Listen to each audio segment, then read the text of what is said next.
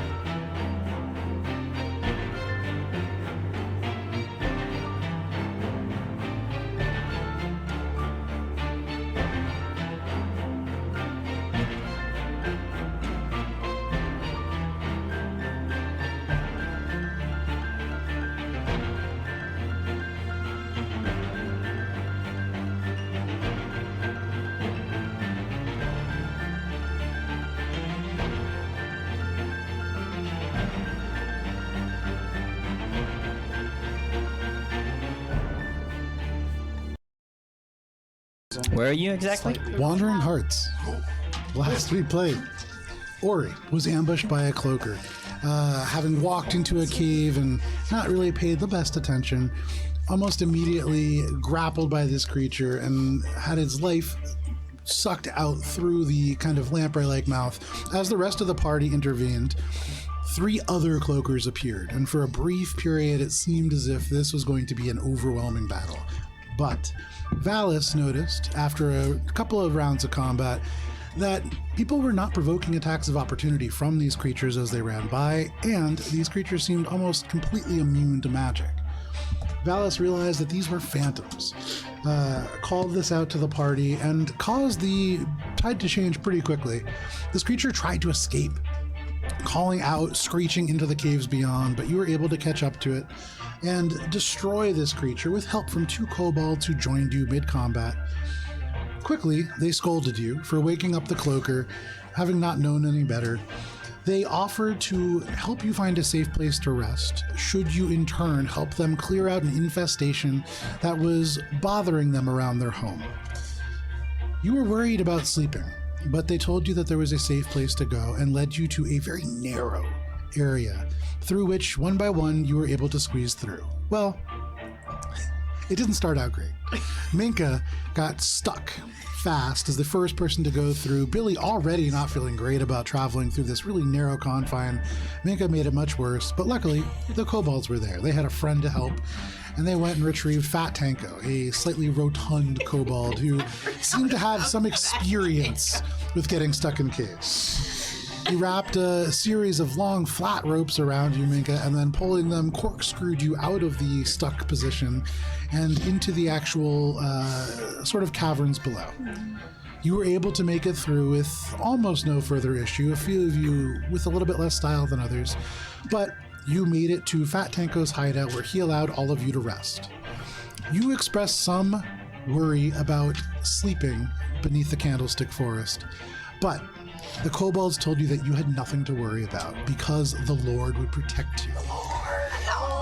It took a long time for any of you to question what the Lord was, but Valis, you being a person of faith, in knowledge more than the Lord, asked some questions about this individual who had risen, and learned that this individual was known as the Lord of Jaws, and that the kobolds fed them meat deep beneath these caves.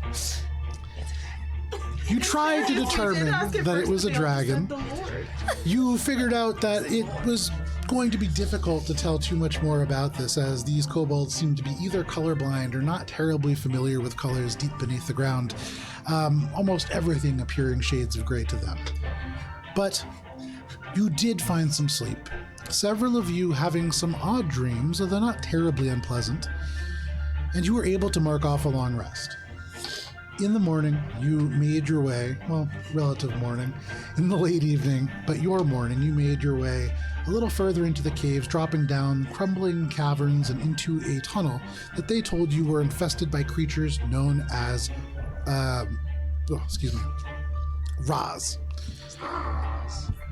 That's Raz. That's probably a Raz. That's probably. And as you made your way and Numlock turned to tell all of you to be quiet, that is when you saw a creature drop down from the ceiling after slithering close to 60 feet in just an instant and bisect this kobold, showering all of you with the insides. And that is where we begin this evening, with everybody rolling for initiative.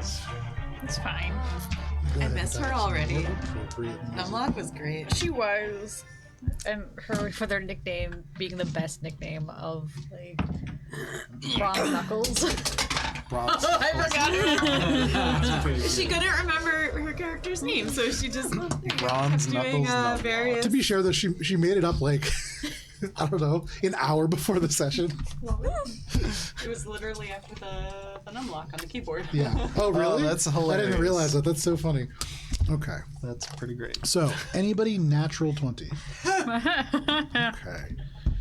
Anybody 25 to 20? Yes. Sorry, Rez got somewhere in there, but just mathing. Okay, no worries. Rez got a 23. 23 for Rez. Awesome. Anybody 20 to 15? 15. 18. 18 for Alina. 15 for Ori. 15 to 10. 14.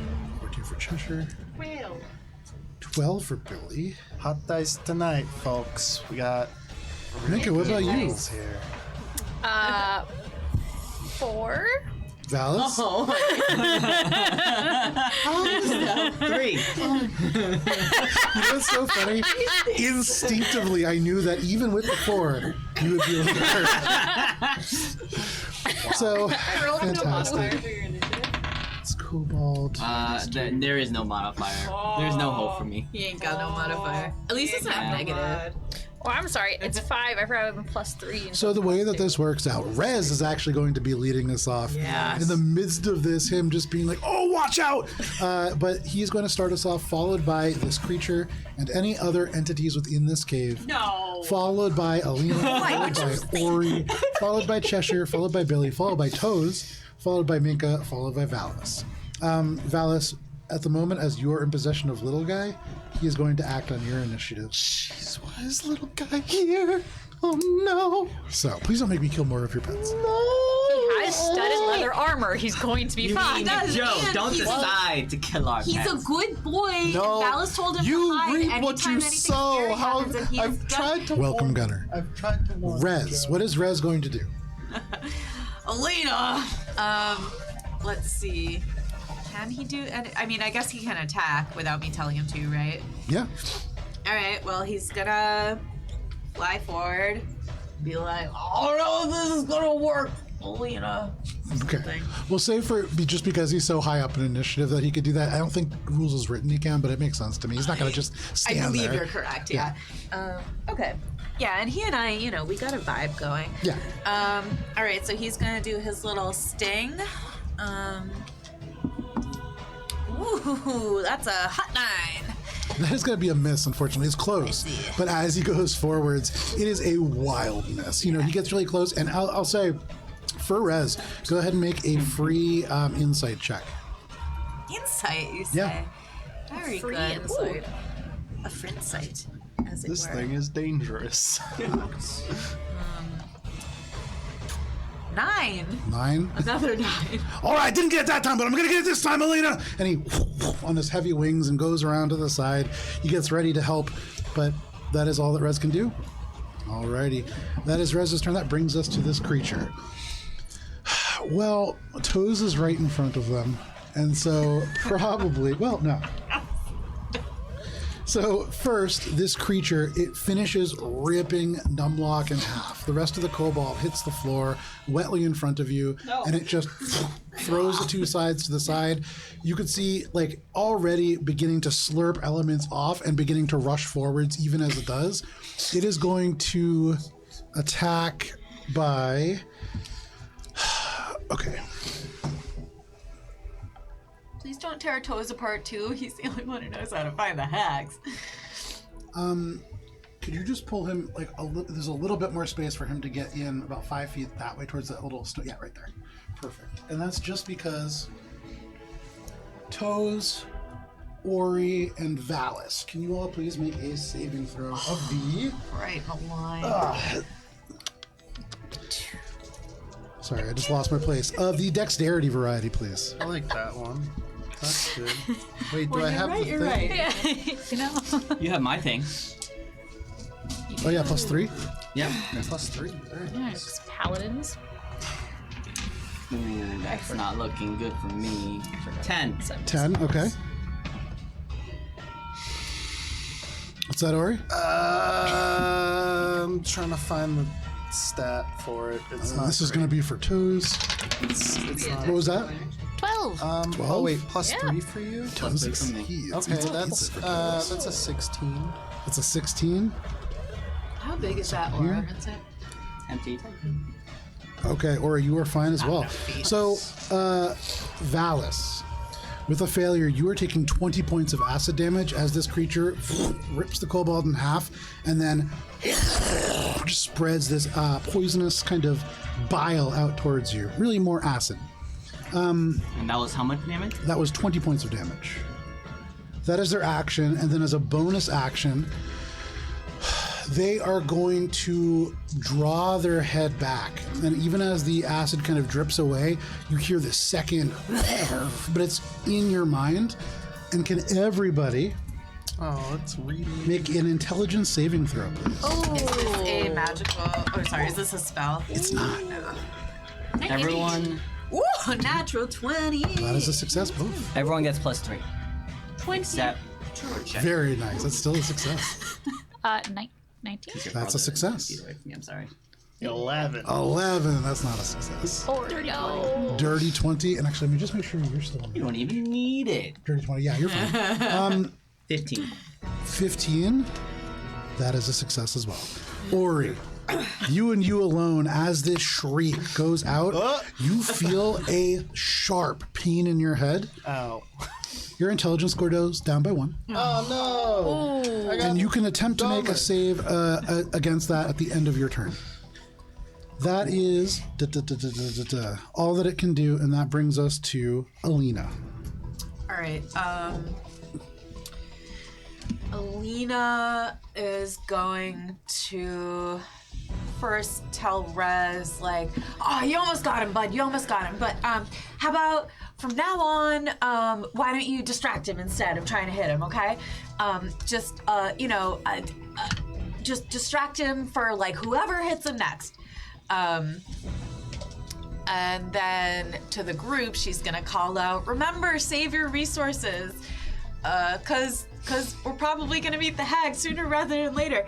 And then pop, Eldritch Blast. Go for it. Make your attack rolls. Immediately waste all of my resources. Don't do I it. cast all my spells at once. Don't do it. No.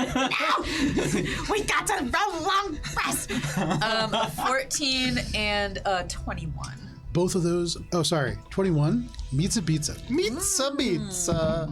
As you throw the first Eldritch Blast, it hits them almost dead, straight right on the top of the head, and it just caroms off this armor plating. It is solid, almost like metal. But the second one, you manage to find a joint, and that seems to sink in. All right. Ooh, that's good numbies. That's 14 points of force damage and 3 bludgeoning. Very, very nice. All right, anything else, Alina? Nope. I think I've said plenty of things. Those are a lot of words. You shout at like Rez, and he's like going one way and going the other. He's like, "How are you talking so much?" Goes down one side. He like swoops over there, and he's getting ready to pull out this thing. You throw these Eldritch Blasts. One of them sinks in, and it seems to do the full amount of damage. Anything else, Alina? Nope. Ori, what would you like to do? Cheshire, you're on deck. What you see is what you get. What you see is what you get, and then the ceiling ranges about 12 to 16 feet, depending on where you are. Cool. Can I reasonably run up these slopey boys here and get up to here without Yes. too much difficulty? That serves basically as a staircase. Okay, cool. I'm gonna go up to here. Okay. Get behind that there rock. Look, do what you gotta do. I'm going to bonus action insightful fighting, so it's against its deception. Okay. What? It's that -1. Huh? What That's the 100%. It was like that. Natural 20. Very nice. So yeah, I get sneak attack even without advantage. for Yeah, the but next go ahead and make that. Roll for damage on that. That was just to right. have the effect Right, take right. place. Now I'm going Against to attack deception. it. Do I have advantage from the help from Rez? It's think- not Or is until that- after his next turn. Gotcha. He That's actually takes the better help though. Action. That's actually better. Yeah. Okay. Because otherwise that would waste it, and you don't need the advantage. Really. Right. Do I have it though with the positioning? With elevation, and I guess you could argue that Rez is flanking him. Yeah, sure. Cool. Nice. I'll take it. Because those are not good anyway. That's a 19. That is a miss, unfortunately. As you get up there, you're able to climb these steps, but you underestimate how narrow that space is, and you kind of jam your head into the rocks. That throws your aim off just a bit. And that's gonna be it for me. All right, Ori, you take position up in the shadows. Cheshire, what would you like to do? Turn! Don't do anything! And Damn it! I will throw a mind sliver at it, so that's an intelligence saving throw. It's a bastardization of herd. That is going to be only a 17. That's gonna succeed though. Okay. And so, interestingly, I would say, what kind of damage would that have dealt? Psychic. You do get the sense that as you throw this, it does kind of like sink into the mind and does nothing. Like this seems to almost blank out psychic energy. That is your turn, Cheshire. That brings us to Billy. Get him. Green Flame Blade! Okay. Billy's gonna move up close to the rats. Sure. You step up close to I the can't figure out which squares is this thing in. It's in the ones that are like closest to the staircase. Yeah. Oh, okay. Yeah. And slashy.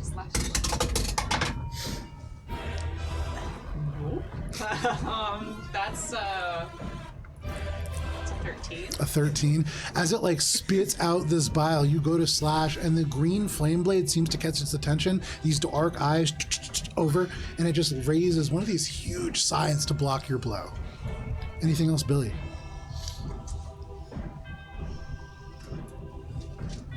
No! There you go. That brings us to Toes, who draws his little spear out from his back, and he looks down at the remains of his friend, and he just turns and like points at this creature, and this creature is like spewing poison, and him turning to like talk to all of you is what makes the poison go over his head and miss him.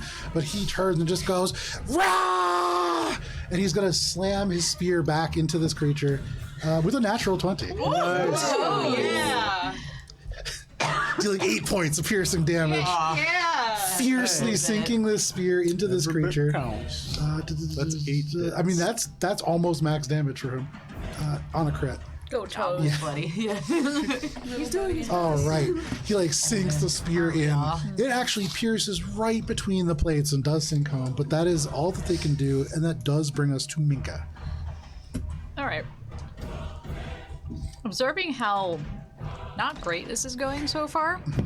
I don't know. First, Pretty good. the first thing Minka's gonna do is grab a bunch of rocks Okay, and cast Magic Stone on them. easy to find in the caves. Yep. And before we had mentioned that this area was definitely a lot more stable than the previous Correct. levels. Correct. Right. Okay. So the next thing she's gonna do is is swing towards Valis. Okay. And then go up next to him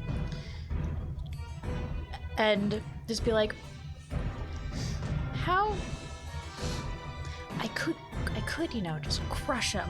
That's a resource. And then throw a rock. All right, make your attack roll. Reactions to strategize, please.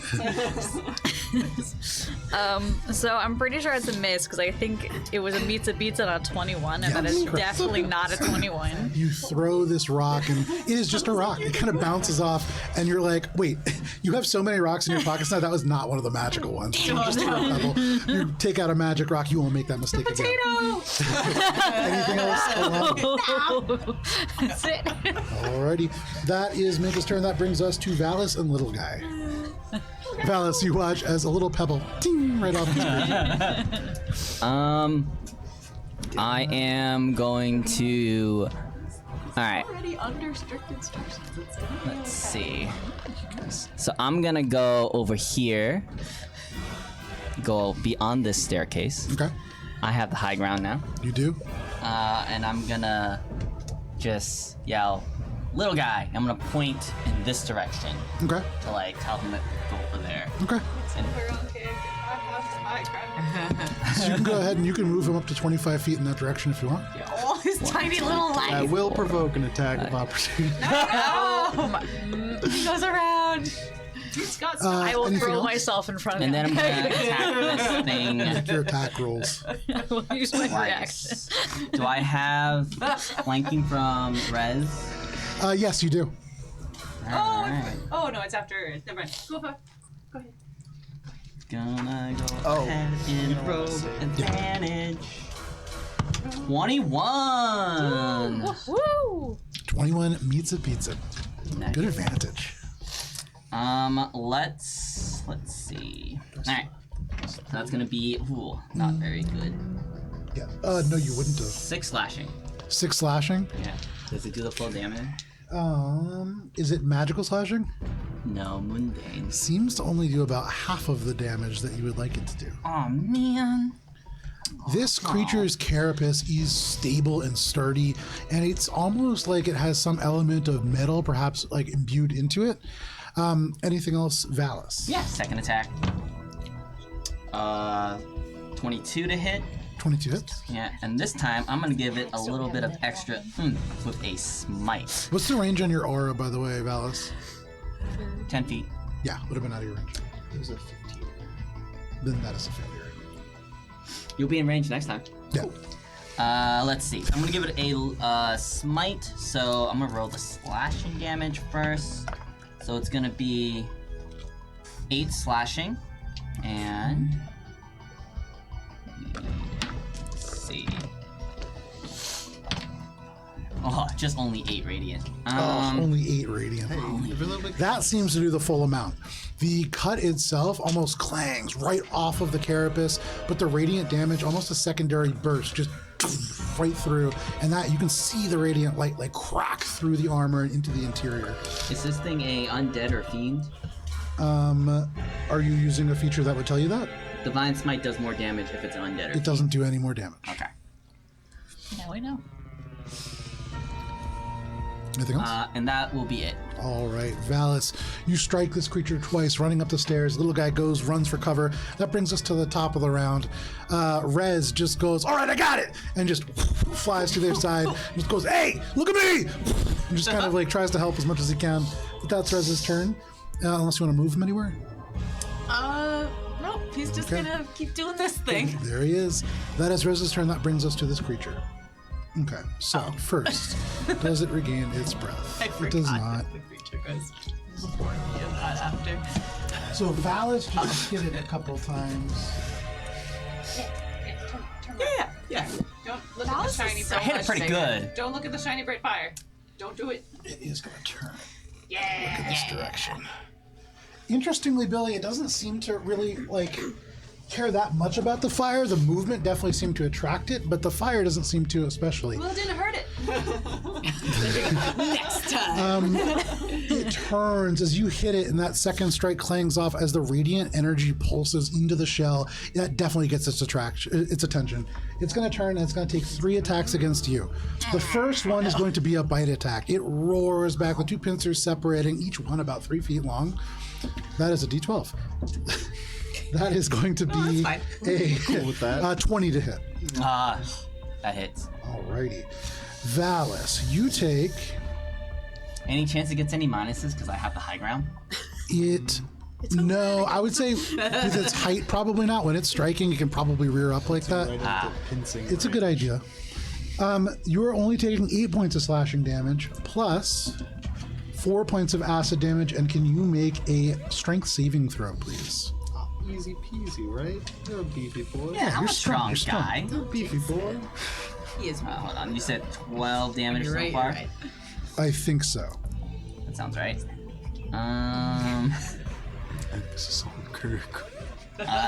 18. 18 is strong enough. These 2 pincers like snap down on you. You're able to get the shield in one, the hand on the other, still somehow holding your sword, and you push it apart, unless you want to drop it. But you push these apart and force it back. As it goes back, it's going to take 2 attacks with its scything talons. The first one is going to be only a 16 to hit. Miss. Second one is going to be better. That is going to be a 23 to hit. Hits. And so as he's falling back, this is going to deal... Ooh.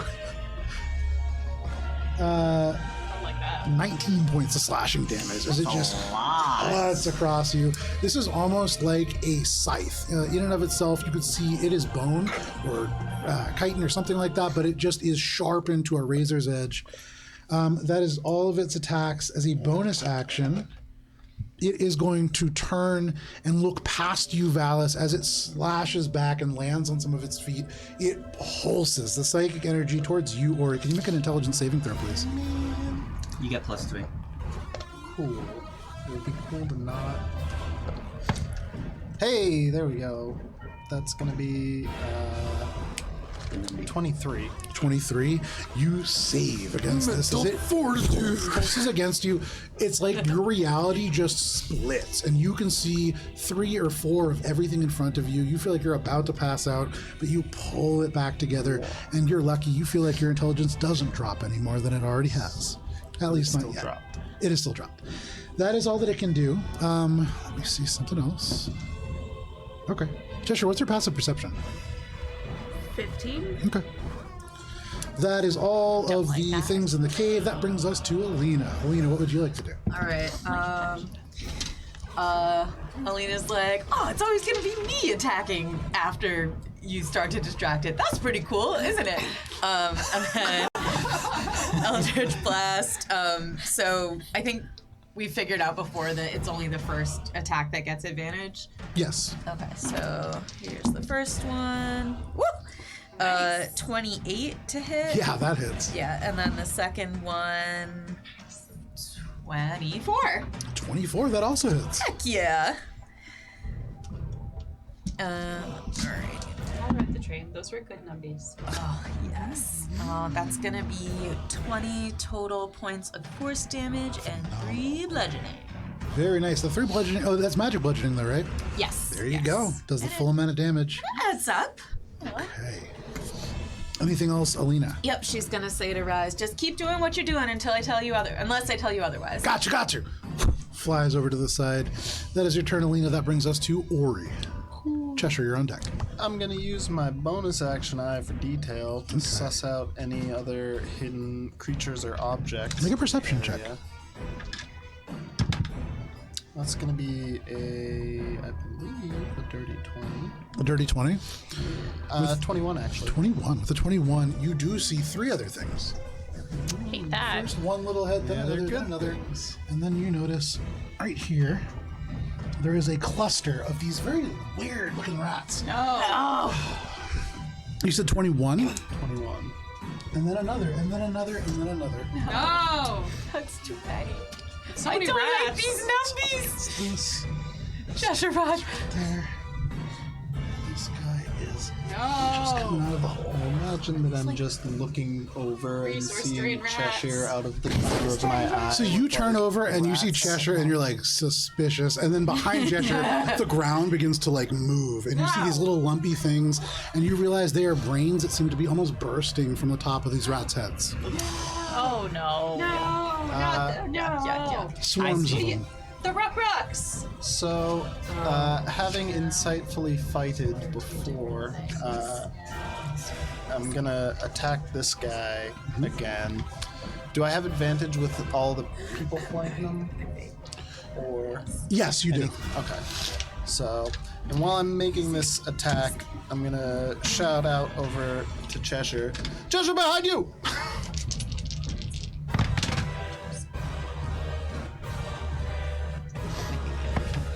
Okay.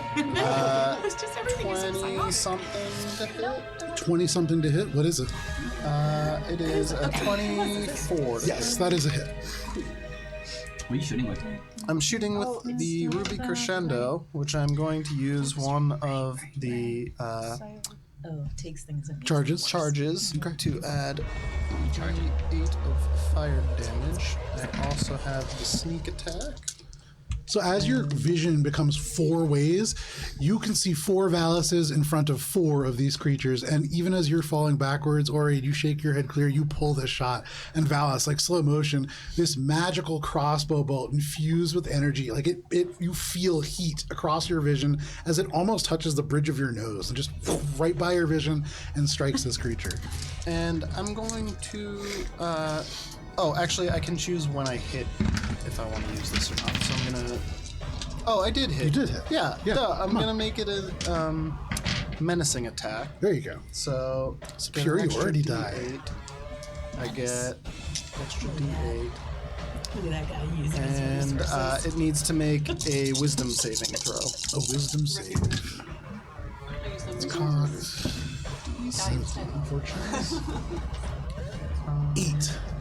Cool. It's gonna fail. It is frightened of me until my next turn, so it's gotta run away from me It doesn't. or not move. Correct. Yeah. Can somebody put frightened on that guy? And that's gonna be math damage.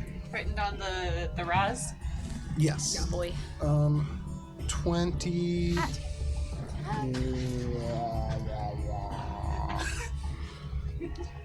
24 points of damage. Okay. very Magical nice. piercing and a total of 1 fire.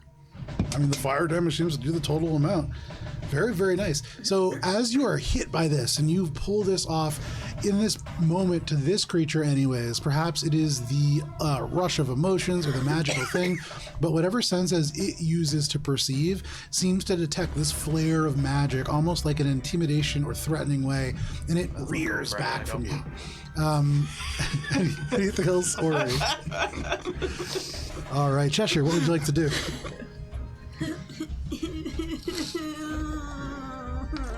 And hypnotic pattern.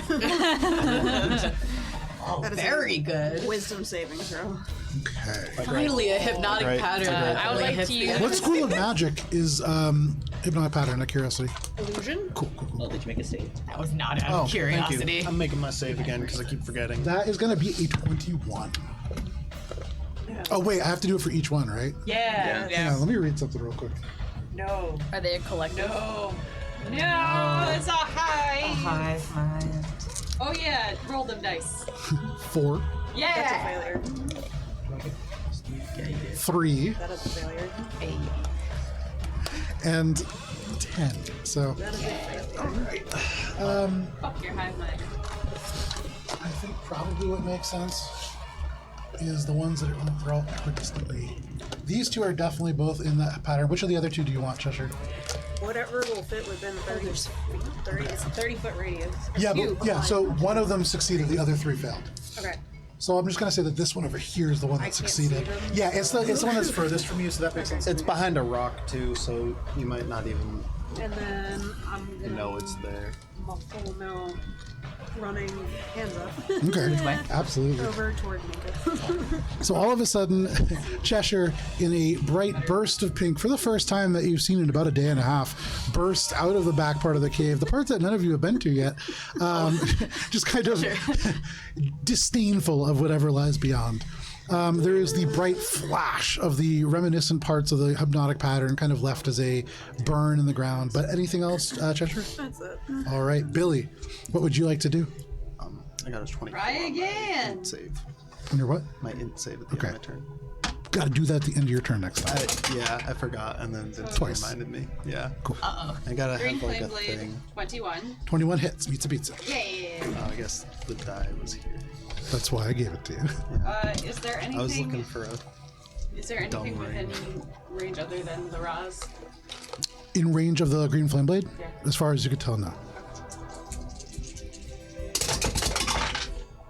Alright, so that's 9 points of magical piercing Okay. and 7 points of fire damage. Billy, tell us how it happens. It's kind of anticlimactic. She just kind of like slices out and like just like rends between some of the plates with, I'm assuming, ichor gushing out. She then turns over to Toes and just is like, is that the Raz or are those the Raz? Okay. You just slash out, just asking as this creature is like falling apart behind. This entire thing almost is like, it splits like a lobster when you crack it in half, and there's just this out the back of it as it like falls to the sides. These rats, for what it's worth, without the influence of this creature, well, so the only rat that is left and is not currently hypnotic patterned scurries back into the hole. That swarm of rats just. But for the moment, I am going to take you out of initiative, keeping in mind that there are currently 3 swarms of charmed cranium rats around the corner. And is that the direction did we come from here or from here? So you dropped down, if you remember. And so you Dropped see down that here. little crater-looking thing? That is very much the where you guys dropped down. That is indicative of like the hole above, and so that is where you came in. You haven't gone in either direction yet. Okay, so we don't currently know which way to go, although Correct. maybe Toes will know if we ask him. Good. All right. We already have asked Toes for clarification on drop is down to Raz a or hole is from the Ruck. Yes. And so, Billy, yeah, you say that, and you can see Toes is sitting there with his like spear, and his like little ears are low, and he just goes, "That's Roz. This is Ruck. And just gestures over to the little cranium rats. Oh, oops. And Alina's gonna be like, oh shoot, right, I forgot what literally just happened, and she's gonna go over and just kind of pat Toes on the back. And you can see Toes just goes, I have a lot of numlock on me, so you might want to be careful with your hands. Yeah, okay. Takes out a little bag and begins to kind of sweep little bits of numlock into it. That's Oh, right. buddy, I'm sorry. It's okay. The Lord will protect him. Minka's gonna look on the floor for like the bag of mica powder that was. It's not. Oh, it is trained. I forgot. 18. 18. Right, because we started this campaign thinking it was gonna be like a detective mystery or something. Well, I mean, you know. Well, no, we're- but we started as detectives. Yeah. Well, Justicars. Yeah, but then we had to beat it. Look, we interviewed witnesses. Anyway, sorry. You did. You're basically the cops. Yeah. So, No. again, wow, 2 different campaigns. So, The cops, but good. yeah. Questionable. You help him kind of squelch all this in. What was your check? 18. 18. You do find on the ground a leathery little bag that you know contains this, what you heard them, I think, refer to as shimmer scare, but you know to be some kind of lightly enchanted mica powder. Okay. Not meaning to be insensitive, but perhaps we should be moving. Yeah, I think that sounds pretty good. Look, Toes, I know that something really horrible just happened, but are you okay with continuing to help us find our way through and showing us where the upstairs neighbors live? Not that bad. And he holds up the bag. I do not understand your culture truly, but I respect it. The Lord. Yeah, the Lord, yeah. We feed the Lord meat. And he holds up this kind of bag. Oh. And he'll protect Numlock. Okay. Great. It's a terrifying thing. That Concern. 100% has nothing to do with me, so I'm gonna gloss over that. Okay, well, which way do we go from here? Oh, follow me. And just walks, going off in the direction of that kind of opening that you can see. So squelchy. How? Is there anything we can scavenge from this thing we fought? Make a nature check or a survival check, your choice. Feels like Bill would ask that first. Billy wants to get out of here. Yeah, fair. All right, caves. Nat 1. Oh, buddy. You go over and you kind of try to pry parts open, but this shell, hard. It's almost, you have no idea how Billy got between the plates because this thing it's a tank. You can't get in there. Nothing really usable in the short term. Can I also look, as Billy starts to walk ahead, Alina's like, that would make a nice present for Billy. Can Alina also see whether there's anything she can just Yeah. pry off quickly? Make a survival check or nature check, your choice. Probably the mandibles. So just like All right, real this is gonna be mandibles. nature. Ooh, 11. That's technically an unarmed strike, though. 11. With an 11, you look and you don't do much better. And part of it is, you look over and you're like, maybe I can ask Minka for help. And Minka's just like pushing parts of this kobold into a bag. And like, that's a little distracting. Can I scoop up some of the ichor in like a vial? Yeah, absolutely. Okay, I do that, and then I'll put, I like, a will little say gift bow with on that check, you're not really sure how much of it is Numlock and how much of it is ichor. It kind of mixes and there's like mud and stuff, but you get a vial of stuff. Billy will sort it out. Yeah. Yeah, okay. How confident do I feel in Toes leading us to where the hags are and not to like where the dragon is? In terms of what realm? Are we talking like, do they seem like they know underground where they're going, or do they seem like they're really taking you where they say? Both. Okay. Which one first? This is a game and you need to make checks. First, I want to see. I feel more confident that he knows where he's going. He lives somewhere around here, presumably. Is he bringing us where he says he's going to bring Make us? an insight check. Is anybody else doing anything? Minka's gonna cast guidance on Toes Okay. as they lead us around. You just kind of give him a little guidance and he just goes, oh, excuse me. I'm gonna lay on hands myself a little bit because Okay. 26. I took a beating that. You have knowledge on? Yeah. You take And spit on. you take your knowledge of the general world and use that to heal yourself. Channeling the divinity of lore. Go. Oh, yes. Common sense. That they're good book learning. Ori, as you kind of consider Toes, who is just holding this bag of what was formerly his friend and kind of marching on, a couple of things strike you. First of all, I mean, you get the sense that they're not directly leading you to the hags, and then you remember they said that they're here to clear out like infestations. Yeah. You don't sense that they've deviated from that path. They're definitely still like their attitude. Almost the thing that really bothers you, it really hasn't changed. Like they're holding the body of their friend in many pieces in a bag, and they're just kind of marching along. But aside from that, everything's fine. Is this just like a very devout kobold? That's just like, yeah, my friend is mush now, but that's cool because the Lord of Jaws, who sounds totally awesome and not something terrible. With that insight check, he believes all of this with all of his heart, all of his little kobold heart.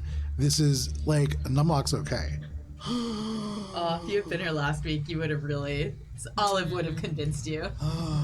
Damn. Well, I guess just gonna be a little on edge that we're just being led by this poor little guy who's being led by this horrible monstrosity, most likely. We don't know whether That's a lot of the good judgments for flavor someone you of haven't giant met. or the bad flavor of giant. True. So, anybody doing anything else before you kind of wander off from this place? Alina, after she's got her vial, is going to catch up with Billy and be like, Billy, I got you something. And she hands you a vial. That's right, you weren't here. She hands you a vial that is clearly like maybe half of the ichor from the creature and maybe a bit more of Numlock. Dirt. Because I got an 11. But it did not escape Alina's notice that Billy was so eager to get out of here that she didn't even stop to carve apart the creature. So she's like, hey, this is for you. So you make your way. Oh, sorry. No, I think Mika's just gonna like stay behind Toes and just basically just like every time she thinks that he might be trying to do something, casting guidance on him. Just to be like, because she's really unsure about how coolly he's taking this. Okay. Just to make it a little nervous. Yeah, no problem. Over here making intelligence saves. Yeah, just like there's something else going on here. I don't know. So was Princess this saves versus the Lord. was this the entire infestation? No.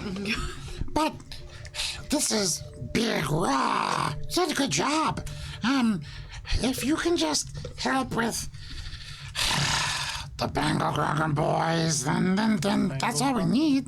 Oh, the goblins. Could you? Yeah, Oh, The goblins. we've killed lots of goblins. Bangle Grogan boys. They're the ones that were harassing you, right? And you're feeding them to the Lord? I thought we were just clearing the infestation. Apparently, there's an infestation of goblins. Yeah. It's in the it's in the direction of the upstairs neighbors, right? We have to cross by them to go to where you want to go. Yeah. You could try to sneak by them, but hard. Probably not that hard. We've killed lots of Bunga Grunga boys or whatever you call I don't think so. I think that's like the group of goblins, right? What? The Bunga Grunga boys are like the group, the You're the collective? Broketooth clan. The clan. Yeah, that's the clutch. Ah, okay, all right.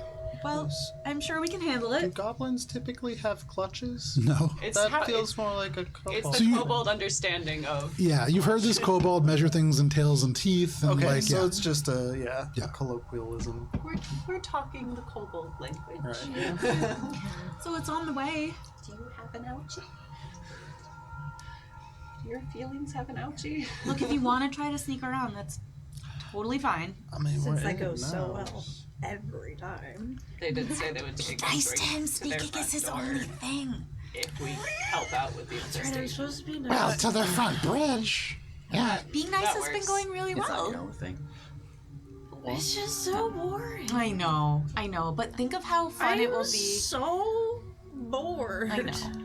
Can't do anything. There's little rat brains running everywhere. Yeah, I didn't love that.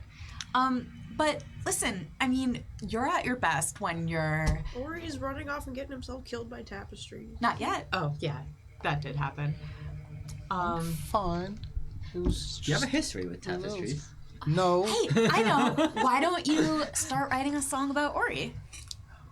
How about I already have. maybe like You're next. a What about painting Valis? or something I'm this next. time. Okay, you know what? You write that song. Wasn't very good either. We're the Trying to help. Bunga- Never forget what I've no. done for you. And now Cheshire decides to write the song about Palace. Yeah. Were do the love your boys affected at all by the The Raz. well Raz? the Raz? There's the psilocybin? Psilocybin. I know. My brain can't. I see the letters I put together in a row. That makes the creatures in these caves like psionically powerful. Yeah, The worse. psilocybin. Makes them worse. Yeah, they work for him. They get stuff for him. And they bring it down deeper, and he does their things with their fingers. Okay. And he's with your lord? No, the Lord protects. The Lord. You can see he, like, closes his little kobold eyes and, like, looks up. But, yeah. So do Look, they? you were here the whole they- time we were. Or Do they have any of it's like the the 90th time you've heard it. the effects of them? Like, do they have special powers? Yeah, Do you know? only some of them. Okay. Okay. Having someone who Is there like a way to tell? helping a dragon. If they can hurt you from far away, then probably them. But also could be archers. You know, that's true. Very true. We're sorganing, right?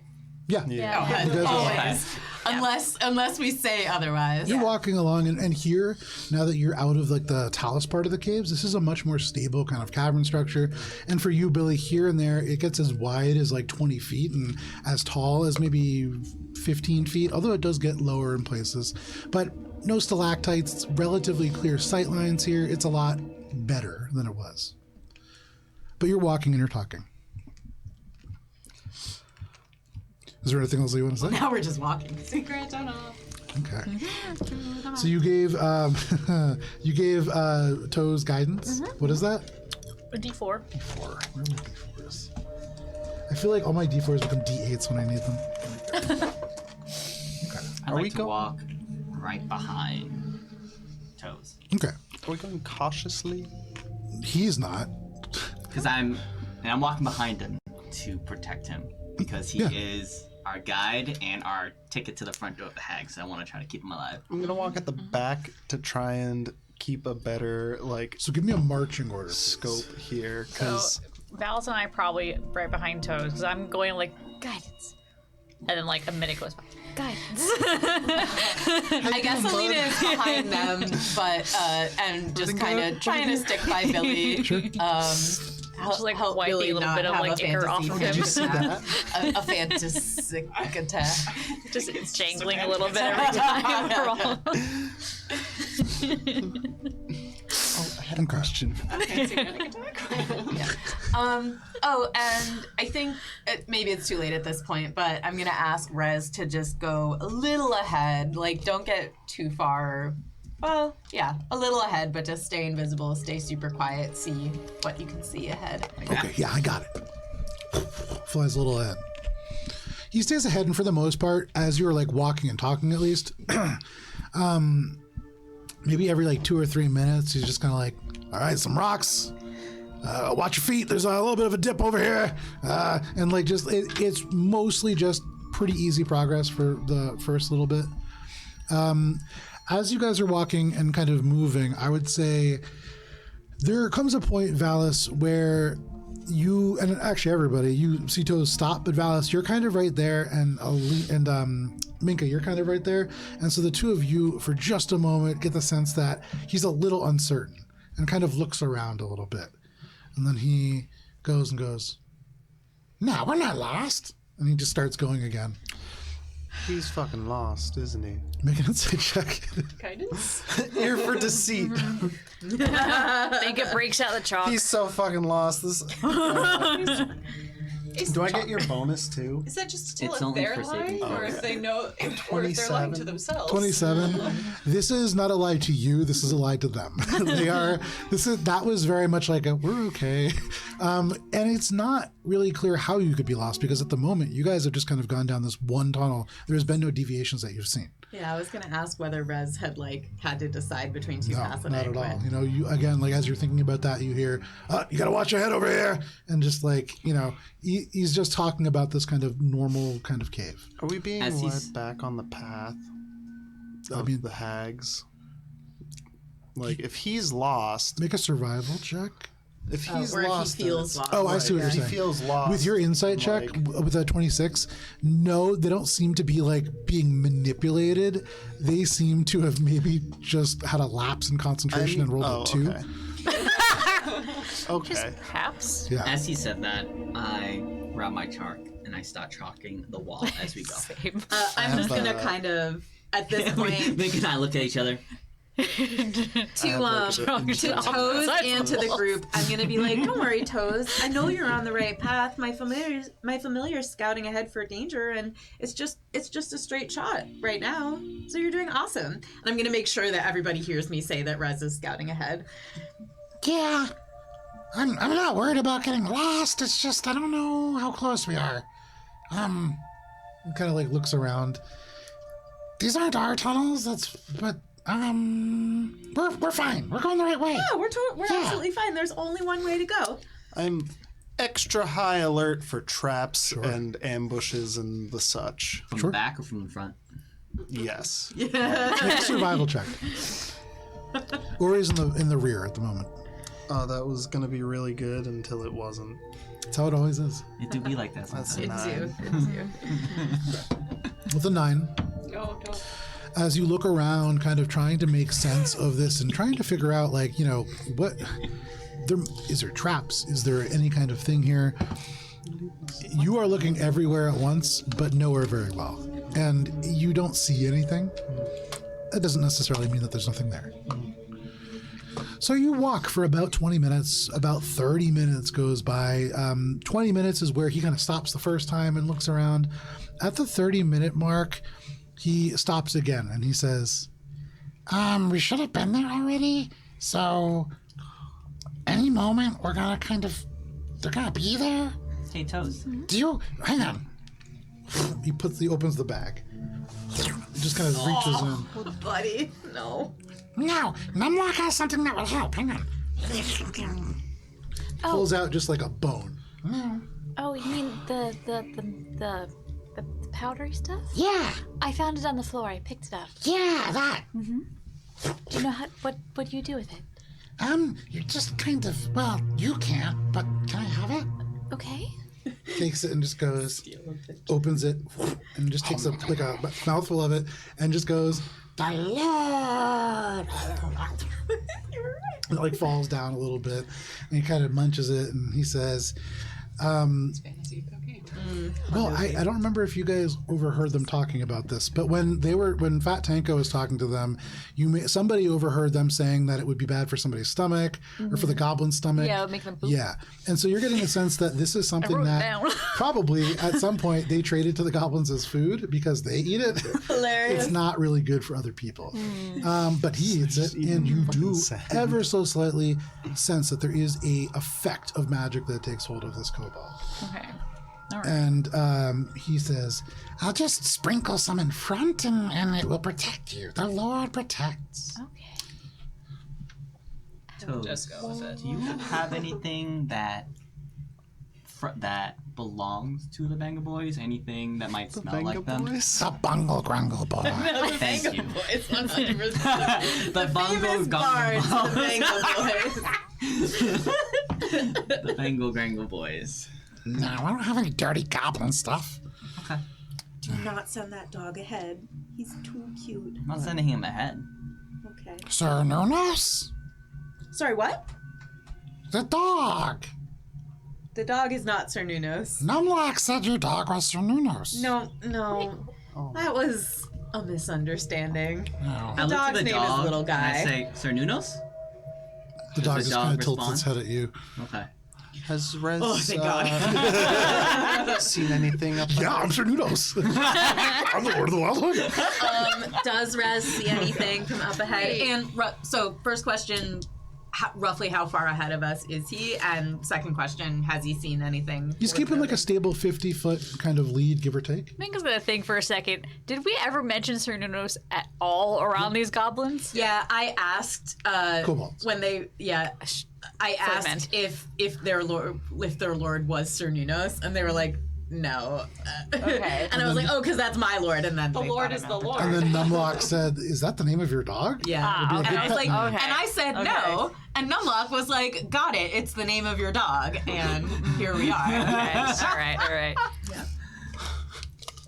That's the only context he has for a this. second, I I was feel like, like Cheshire would have really enjoyed hanging out with the kobolds. oh yeah, yeah. Just had a lot of fun making their lives miserable. I'm enjoying this so much now. So another 10 minutes or so goes by, and at about that point, Rez goes, "Alina, I see something ahead." Oh, good work. It gets really big and open out there, and there's a guy just standing out there. What kind of guy? Like a guy. I don't know. Sorry, I don't know. Like a humanoid? Yeah. You don't Like have a to whisper. humanoid. This is telekinetic. Yeah. Okay, but I feel like I'm not as sneaky if I'm thinking full volume. You know? Okay, no, that's fair. Okay. Listen, it's just a guy. He has a helmet on. But get is he, that. okay, I get so you that. can't tell like what species he is. Not that matters. Make a perception check. I don't know why you're saying it like that. I didn't say anything about his species. Alina's trying to make a perception check for Rez. Yeah. Anyone can be a bad guy. Well, Alina is problematic at best. This is all going on in your head. Yes. Alina's just like, Perception 11. He's that kind of glassy look. I know that look. With an 11, he squints and he just goes, I really can't tell. He's just kind of standing there. I think his back's to me, though. Okay. Should I take him out? No, why don't you hold out on that? I know you can, I but totally could. I could just go up behind him and just, no more dreams. I know, but but he might be a friend, so we don't know yet. Okay, so can you just stay there? And then to the group, she's just gonna be like, okay, Rez is about 50 feet ahead and he sees something, so hold on. And then Alina's gonna go into Rez's eyes to see whether she can Make a get perception any check. better. Ooh, 5. 5. Hot, spicy 5. You look, and at that moment, like, as you go into Rez's mind, Rez is turning around to, like, and you realize now, whenever Rez kind of psychically communicates, he's turning to, like, talk to you, even though you're 50 feet away. And so he kind of is turning in that moment, and you don't really see anything. He turns back, and you do see this vague outline of a guy, just like, there is what looks like a sort of upper level to this, like a cave kind of splits into two, and they are just guarding, perhaps. And it's just the one. There's With that check, sure. yeah, sure. Right. Oh, right. Okay, so Alina's gonna come back into her own body, and she's gonna say to Raz, "Really good work, my guy. We will be right there. Just stay put, okay?" Okay. Okay. And then she's gonna let everybody know, and then she's gonna ask Toes, like, "Hey, so there's a guy up ahead in like a big open area?" Big open area? Yeah. That's the bongo That's gringo the boys. bongo gringos, But they're okay. goblins, not guys. why are you talking about a guy? Well, I said that I told him. Right, but what about it? Is it a guy? This is supposed to be goblins. Look, Rez Is is. it like a hobgoblin or Well, something? I couldn't tell. Okay, so Is it one of the hags? Jesus, I hope not. What was it wearing? Did it look like a hag? I don't look. He was turning his head around. Okay, let's Alright, just catch up to him and then you can see for yourself. Well, if he's 50 feet away, we should be a little more cautious. Okay, stealth mode on then. Yeah. Hold on. Maybe you should just go on ahead. I Everybody usually else don't just- say this, but we don't know what we're dealing with. So do you want to go ahead by yourself and? Well, I was take a going look to suggest and that, but then everyone seemed to be ready to go. So I'm not really good at alright. sneaking, but That's. Okay, Ori, I'm we're not a fan of relying on dying, you. I'm so go already ahead. gone. Yeah. You got this. It's your thing. You can do It was at single digits. 12. Really? So you vanish like the night, and you make it about 15 feet into the cave, and then you hear somebody kind of just talking. You have to, like, you're not sure if you're being quiet, so you're like, wait, you turn around, and it's kind of hard to get back into that groove after you had to break it up, and you know, you're sighing a lot, and that's probably not super stealthy. Can I tell that he is not on his A game currently? Everybody can probably tell. So while he speaks Bristly. away telepathically to Rez, I'm gonna be like, okay, Ori's on his way up, but I think he's having some trouble keeping quiet. Why don't you meet him halfway and just see if you can help him, but be nice about it, okay? Like, Why don't wouldn't I insult be him. nice about it? Just try not to insult him. That's all, because sometimes he's sensitive.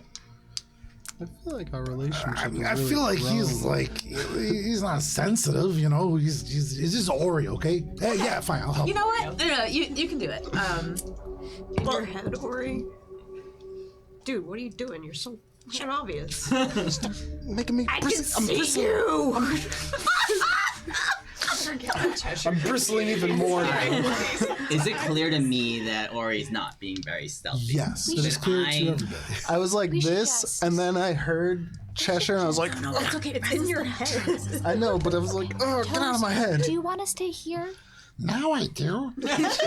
Maybe you should stay back just in case. I didn't really sign up to fight a hog, but Yeah. I. No, you don't. Don't worry. All right. You don't have to do anything for the hags. I'm gonna take like Just stay 30 safe. seconds to just recenter myself and try to get like I am shadows. Okay. You take a second. Can to any of reset us hear what Cheshire? Oh, it's in his head. No, it's in his head. Yeah, it's just Ori who's like, I'm gonna be the knight, I'm gonna be the knight, and then you just hear, you're gonna get eaten. Which does make it hard. Bristle. Sorry. Good call, Gunner. Hey, why don't you leave the dog with Toes? Keep him safe. Oh my god. Why? I stare at Toes. Will you keep the dog safe? Who Will says? he eat Nemnock? No. Will you eat the dog? No. Alright. I think you can probably both agree to each other that you won't eat Insight each other. check on that. No. I've had a heart attack. I thought it was a good idea. I'm sorry, buddy. Well, Toes, I think it's plus Toes gives, well, Toes gives her news to the Lord. 12. 12. It's kind of hard to tell, and you want to believe the best in most people, but all that you can think of is Valis being like, so what do you feed your lord? And him just going, meat. And that makes it really hard to tell. That's coloring your perception. Oh my gosh. Idea. This is worse than Doug. Okay. You can see he takes the bag off his shoulder and just goes, Can I put it on him? Just like. Okay. No, he's a little too small for that. Whatever's ahead, Ori's gonna eat you like the Lord's gonna eat Cernados. Shut up. I'm just You know, Trying to sneak. I could. You're doing a shit job. Actually become something for once instead of channeling a bright, glowing thing. I don't know. Is that Shadows. I feel like the jig is up right now. If he doesn't, I feel like What we should is just the walk guy up and doing? try to Can talk we to see this the guy? Because he's just hanging out. Wait, he hasn't moved all this time? Do I see him? It's kind of hard to tell because Alina's back here, and so Rez has not reported him moving. Have I All right. made my way up Yeah, if you're making your way, make a stealth check. a new A one? good one. I've recentered myself. Like Wait, has Rez 15 caught up with more. him, and can he have advantage from Rez helping? We're about to find out. 20. Hey! A couple minutes pass and you just hear, Shadows. oh, yeah, I think something happened to Ori. I don't see him up here. But That's very good. you helped you him by kinda telling him creep how over. bad he was doing. You just have to give some helpful criticism. you make your way in, and you do see a guy just like standing up on this kind of split level of the cave where it almost seems to divert into two. Make a perception check, Ori. Like so many have before you. Ooh. What's the? I think it's a 28. A 28. Okay. Yummy. Yummy. With a 28, as you get closer, you look, and with your very attuned dark vision and your ability to really kind of like In the room. see hidden things, You are the room. you do see that there is a guy up there, but that's a little bit of a misnomer because it is not a guy. It is a helmet that has been kind of posted up, a sconce on a little stick, and they are wearing this big kind of sack stuffed with little bits of straw. Incredible. And then you just see an arrow just kind of stick into it and just vibrate for a second before going still. We saw a practice fucking I turned my gaze to where the arrow was fired from. And because it's 8:15, while I set up a little visual perspective for you, we're going to go to break. So it's going to be about 10 minutes, and then we'll be back. There'll be a timer in your screen. We'll see you then.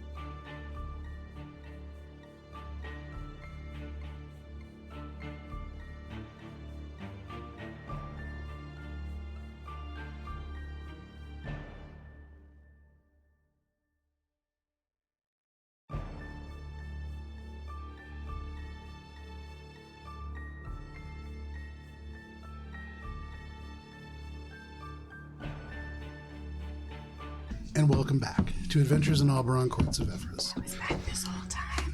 You were. Let me give you a little visual perspective. Whoa. Sweet. So, Ori, you at the moment are standing on the far side of. You can see the gentleman that you were looking at over there on the hill. Yep, you are on the far side of that series of kind of cliffs, and you realize probably not a split in the cave as much as it is just a plateau that is there. Okay. So we're at about the level, just beneath the level of the... You guys are on the ground level. Oh, on the ground. Oh, You are where your guy is. If you look on the screen, you will see my figure. It's hard to see on the screen, actually. Yeah, my eyes are too bad for that. That's what I was like, I'm just going to stand for a second. right there. You are here. Oh, okay, cool. All right.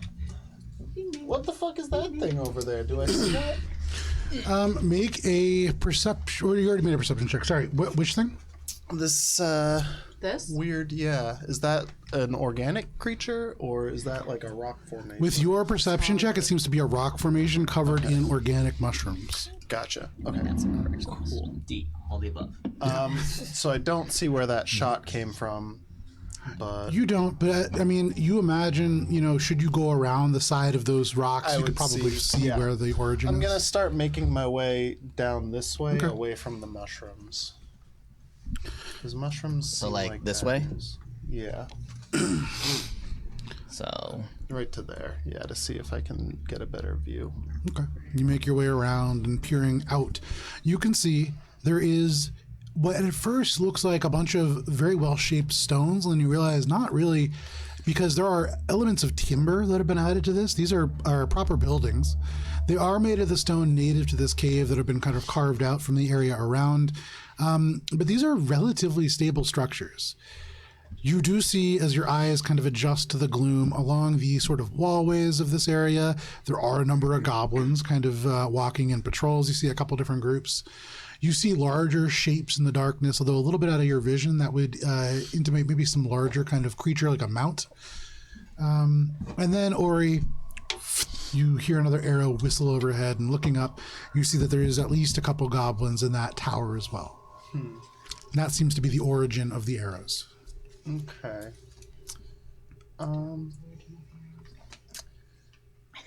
Has Rez made himself known to me, or No. do I? So I don't know. that. He doesn't see you. Okay. He was supposed to make himself known to you, Gotcha. but you melted into the shadows. Okay. oh, so he doesn't know. He probably doesn't follow because he doesn't know where. No, he is. no, he's because I told him to stay put. So I'm gonna. I think from this far away, if I just tossed a pebble back to like where I was, would that reasonably seems to be far enough away to not cause alarm, but to get everyone else's attention, right? Probably. I'm gonna just try to like grab a little pebble and toss it like 10 feet back, Okay. like along. A little pebble skitters out from the darkness. Interpret that as you will. Does Rez see it? So that goes past Rez, because Rez is like very close to Ori and then lands closer to you, such that Rez, with his perception check, doesn't hear it. And so Rez is just like, I still don't see him. And then you hear this kind of and it kind of falls to you. I will say that throwing rocks to get people's attention is kind of Ori's go-to move. Like, he's definitely done it before. Yeah, at least twice. So seeing that, I'm gonna be like, Ori and Minka, really. I'll be like, Rez, Well, yeah, I think I mean- Ori must have snuck past you. Interesting rocks. Can you come back to where we are? Yeah, but he didn't sneak by me, okay? Flies back to you. Yeah, I don't know. Anyway, okay. Raz buddy, new plan. I think we're all gonna go ahead and do whatever fighting is necessary. Can you stay here with Toes? Just because he's our guide, and if something happens to him, I'm we gonna are. go back a little. Okay.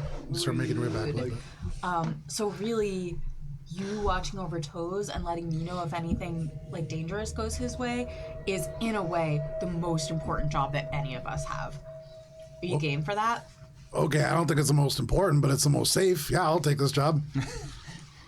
Look, but you got but your job is to protect him, to make sure that you tell us if he. Yeah, but that's just words. I can do that. That's easy. I mean, Ori could do that. I'm over here. Huh?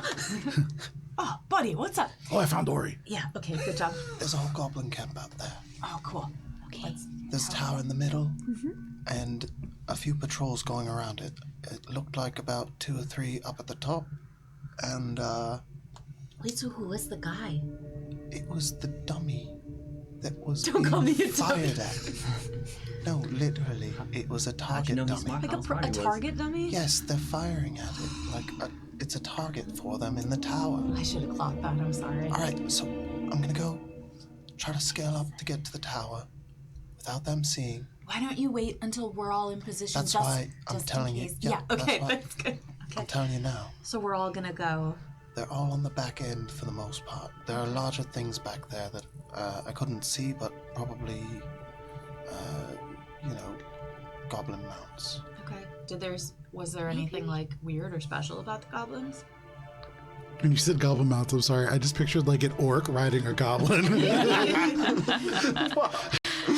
Maybe we should just. No special things about the goblins that I particularly noticed. From this distance, no, they With my previous perception check. They look like goblins. I mean, there's a I lot have a of them. feeling like if we start this, Oh.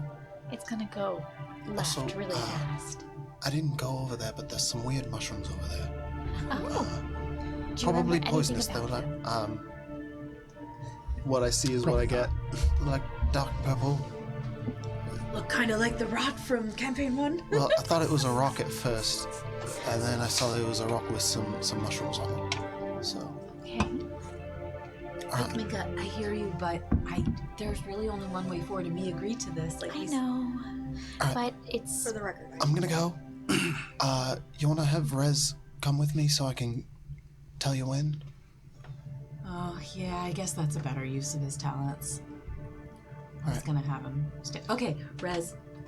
I'm right here. Yeah. Yeah. No, I got you. I got you. Do that, and I'll probably send you back at some point. Okay. Alright, just before you go in, I just want to ask, are you sure it's a good idea for you to go in by yourself right now? Because if there's a whole goblin camp Well- and you're discovered, we are really far away. Didn't we just say that? Yes. Well, you're hopefully not gonna be far away when I'm up. I thought the whole point was us Going. posting up so that he can give us the signal, and then we're all already there. Right.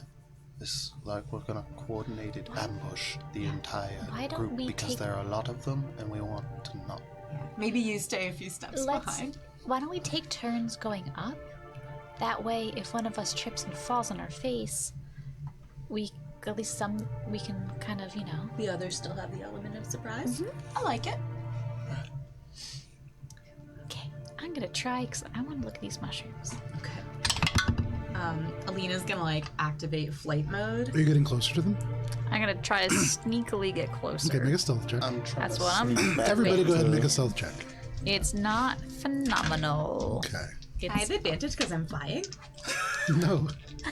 It's a 4. If anything, has probably less advantage. Well, no, just a few inches above the ground, so I'm not like scuffling and hitting rocks. I don't think that provides any kind of You've never benefit, given me advantage unfortunately. before. Yeah. I'm being a shithead. Yeah. Oh gosh. 14. 14 for Benko. Okay. Oh. 15 for Billy. 15 for Billy. I rolled a slightly cocked 19, but now it's a 4. 7. You bonk your head.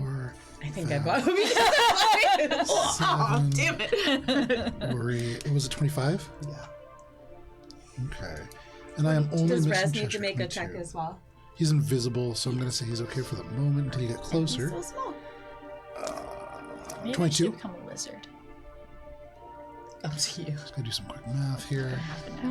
Only has 2 hit points. This is You begin to magic kind of creep stone. forwards, just little elements. Minka and Alina, where are you guys going? I was gonna sneak up and then look for the mushrooms that were mentioned, so I'd probably head towards that rock that has mushrooms on it. Okay, you can place yourself there. No problem. Yep, and I was going to approach from here and then wait like right around the corner. Yeah, you can do that. Put yourself there. Minka, make a nature check. You get up, you kind of climb up this secondary level, and it takes you a second, but you get there, you look over, you can still see your party creeping forward. So you take a moment to look at these mushrooms. Not good. 6. I'm rolling terrible. In the today. dark, it's kind of really hard to tell. You can make out the various little toadstools, each one about the size of about the size of a mouse. You can't really tell the color, and here, as you're like keep glancing over to make sure that you haven't been spotted, you don't really get a sense for the texture. Hard to tell. They're mushrooms, probably. There. Yeah. Alina, you make your way around, kind of peer out the corner. You see Minka ahead of you. Valis, where are you going? I know I'm not very stealthy, so I'm gonna just kind of be against this plateau on the other side because I don't want to risk the group getting caught. So I'll probably like try to stay behind the plateau and out of sight. Alina goes, why don't you stay a couple steps behind there, bud? Flies off, clonk, clonk, right, hits the head. You can hear just cursing going off forward, but you know what? She's right. You're probably going to blow it for everybody, so you hide there. Next up, It's just instant karma for Billy, Alina. where are you going? Oh yeah, I deserve it. Probably going to follow after Ori, just to kind of keep things evenly divided. Okay. So you follow Ori. Alright. Don't trip over the cable. You all take this first moment to kind of creep into position, or you watch as your party catches up to you and kind of takes their place before you begin to move off. And at least so far, you kind of hold, there is a, and as you kind of tense, there is this, as the arrow sinks into this dummy, and they don't seem to have spotted you, or else they're really unconcerned. Could be Either that. way, fair. Could be that. Okay, so I'm gonna go from where I am. I'm gonna time it so that once they're like distracted by their next shot, I'm gonna make my way to like right up against this edge here. While I'm running, well, I guess before I'm running, while I'm sitting there waiting to time it out, I want to tie the crowbar that I have to the end of my 45-foot rope. Okay. Get it ready to throw up here to catch on to the edge of this. So you're going to use your crowbar as a grappling hook. Yes. Okay. So Stealthily. this is the one thing. That. Before I stealth, like when I'm at that corner. Yes, but it's really the throwing it that is going to make some noise. Yeah. Yeah. Like there's no, I just want to be really clear about this. You could roll a 400 on your stealth. Yeah. It's going to Okay. make some sound. Counterpoint. Counterpoint. Can I tie to the crossbow bolt and fire the bolt into the wood to make less noise? You have a Yes, it would be less noise. Again, it's still an arrow sinking into wood. Yeah. It's from a magical crossbow called the Ruby Crescendo. Yeah. And so if that is what you would like to do, you can. You get the sense that that's probably detectable. Try to climb the. Just ask Rez to go to top. It's fine. This is Ori's There's a moment here, you can see Ori's kind of like considering, like measuring the breeze, and you hear in your mind, Alina, is he stuck? Really, like very noticeably just nearby Ori. Climb And to it's the like, 15 feet. Rez, can you offer to just take whatever he wants to shoot and just take it and go tie it to whatever he wants to shoot it at? Yeah, no, I guess I can do that. Just And he like offer. turns and Ori's gone. I'm running to the. You tried. I'm running to over here to just like I'm up against the wall. You just throw yourself flat. You follow? Up above you. What is your passive perception? Sorry. 19? No, you can't. And at this moment, you kind of flatten yourself against the cavern. You listen. You don't hear any like alarms. You don't hear any wachakas. Up above, you do hear the kind of murmuring of goblins as they just go, "Kasinto Teta? No, no, no, no. One." And then they go, "Yeah, yeah, yeah." And then you hear like this as they draw back a bow, and the little whing as they like fire and again take some kind of a shot. There's a little bit of a disturbance up there and some laughter and something's going on, but they don't seem to have noticed you. All right. Can Rez have followed him if he saw where he went? Because that was the whole point, was Rez sticking with him so he can like give us a signal. Lost track of Ori, yeah. Yeah. It is what it is. I'm gonna start climbing. I'm gonna try it with the crowbar when they're laughing and stuff. Okay. So there's 2 checks involved in this. The first one is going to be an athletics check. And this is just, you're throwing this crowbar up. Yeah. You're not proficient in crowbar grappling. So just make a flat check. I'm not going to say it's not at disadvantage. This is still within the tool set of a rogue. All right. 19. But 19. Ori was not a shot put champion like our beloved DM was. He wasn't. And it isn't necessarily, it's not the strength that you really need, luckily. It isn't dull in the wrist. Really, it's just about getting a crossbar stuck in some stuff. Yeah. And that's not hard to do. But there's like a horn and stuff on the... It's a not hard to do. Pillar. You take it and you throw it up and you see that it is flying true. It's going to land and get hooked really well. Now roll a stealth check at disadvantage as you throw a crowbar at a tower full of goblins. Is it negated because I timed it for when they were laughing and stuff? Yes, so roll flat. All right, guys, get ready for initiative because that is a nat 1. So, Ori, this is going to fly perfectly true. You see it's about to hook right into one of the steps, and where it's going to hook, there's no metal, there's no stone, it's just wood. And so the softest possible impact zone, and then you just hear, whack, and it just lets go, and in the perfect moment, as like the little bit of rope flies up in the trail, the arrow catches the rope, the entire string just goes taut for a second, the arrow snaps away, and then the crowbar just clang right into the ground and just clatters almost like a foot away from you, right there. Pressed up against. And there is the loudest silence that you have ever heard that is punctuated by this long howl in the distance. And then you could just hear, Fentonuete. Sure. Sto. And then you just hear, louder this time, calling off the back of the tower, Chuck! Stop! And then you just hear, like, off on the far left side, like a couple of more sounds, and then these goblins are going to start moving. So while this is happening, I'm going to back up a little and shoot at one of these guys and I choose be to like, believe that Chuck is the name of one of the goblins and not a goblin word. and then I'm going to be like, here's the signal. So they're going to get to probably about there with their movement. And then time slows down as we're going to roll for initiative. There it is. Well, look, the crowbar was the signal all along. There you go. Yes, Oh, and I was ready for that crowbar noise. As ready as I was to be. not. So just give me 1 second. It's going to take me a second to set this up. This is a large combat. Time.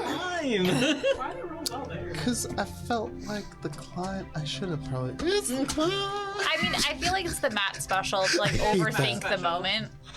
He's just giving Sometimes it Hannah works what she out loves, great. which is 2 combats in 1 session. Yeah. Thank you, Matt. No problem. It's the curse of being like. So remember when we could have had hags this session? Guys, I don't When you guys were have, like, when you said that, I was like, oh man. I don't have, if you like, could sneak by both, levitate. maybe. I mean, in Well, we weren't fairness, gonna I try to said either sneak this by, session right? or next session, I thought we might be encountering the hags. We were always going to have to kill them, right? No, this was very much a stealth. So I have it written we were down. told that we could sneak around, but it would be hard. Yes, it would have been very hard, but it was all You were here when they told us that. doable. No, but didn't he want us to kill them all? Yes. Yes. That, like, our... And so you would have been kind of betraying your kobold ally, but you could have done it. It's you know there are costs to everything. So let me just then change. it would have been the harder to music. find the hags. Yeah. No. Yeah. I'm on board with this. I, We can go pew pew. We can go pew pew. Alina's like, I they're feel like the just only thing that has goblins. changed is instead of me Stupid, being at the top of stupid the tower, goblins. So I'm at the bottom of the racist. tower, and now we're fighting instead of me being at the top of the tower. That's right. starting Valis to fight. wasn't around in those early days when Alina Anybody really wore natural her 20? racism on her absolutely not. Getting to the top of the tower would have been a very advantageous 25 to position. 20. Yes, it would sleeve. It have. was a great idea. 25 to 20. Oh, sorry. Excellent plan. but- 22. 22 for Billy. Very nice. All right. Anybody 20 to 15. 16. 16 to 15. I was ready for the crowbar signal. Nobody said signal, but I think crowbar. 15 to 10. 12. Also 11. 12. Minka. Who is faster between Alina and Cheshire? Probably me. Yeah, I've got 14. Following up on that sweet nat 1, Yeah, Ori? I am sitting at a 9. 9. Very nice. Just like the cold sweat. Just like And what about Rez? against Rez is the also at a cliff 9. wall. Very Just easy. like, oh, fuck. So the way that this works, Billy, you're going to be leading us off. You hear this clang, and you're like, nope, and you start like rushing out. That is Billy is going to lead us off, followed by part of the goblins, followed by Valis and Little Guy, followed by, what did I write? Who had 12? Me. And that's the other ones. Okay. We did leave little guy behind with toes, right? Yeah, Yes. I told him to stay with 12. So after Valis is going to be Minka, then the goblins, then Cheshire, then Alina, then Ori, and then at the very bottom, Rez. So, Billy, you hear this crowbar clang. You get the sense that probably you've been found. You hear the goblins begin to yell out. There's some movement. What do you want to do? Billy recognizes that crowbar and is aware of what happens when Ori goes first. Billy rushes forward. Only sometimes. Okay. Eats goblins and Ori went first. We're gonna fight the goblins. Billy rushes forward her full movement, which is 30 feet. Really good with groan. If there's one left Shows over, which we'll side send of that whole Billy's got line of sight around on beyond. just the goblin behind Ori the has aspirations. barricade, Just right? don't Not always the pan goblins in out. the tower. I think you probably see the one at the very top of the stairs and the one at the bottom, but you don't see the one around the corner. Oh, like I don't see the goblins up here, is what I'm saying. You probably see the... Oh, no, not those ones. There's also goblins down the line Correct, here, yeah. depending There's a lot of them. how far you Cool. can see. But Billy's gonna go for the one at the top of the stairs that looks like it has a bow. Yeah, make your attack roll. And Billy's gonna go. Pew pew. Pew pew pew. Is that, a natural 20. Very nice. Where's my modifier? There it is. And an 18. An 18. Both of those are going to be hits. Go ahead and roll damage. I'm gonna do the natural 20 first. So I'm gonna reroll because I rolled both of them at once. Okay. I forgot how. Natural 20s work? Yeah. I forgot how we do it here. Oh, I don't know where that went. into the void. Oh. Yeah. So that's. Yeah, this is 2.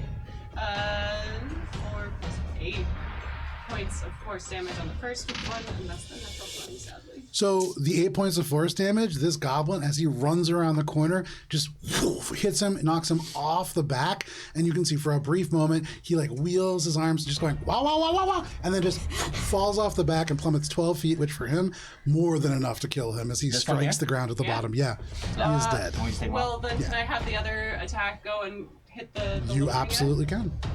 guy? The bright green guy. 5. 5. That guy gets knocked over the wall. This second one, he gets struck, and it almost brings him to his knees. You can hear from the other side of the barricade, "Ah!" And he's like dragging himself along, but he's still up. Billy kind of looks around to see if there's anyone near her that she can see, which there isn't. And she just kind of shouts out, They're easy prey. Okay. You shout this out. That is your turn, Billy. That brings us to one set of goblins. So, in the very back.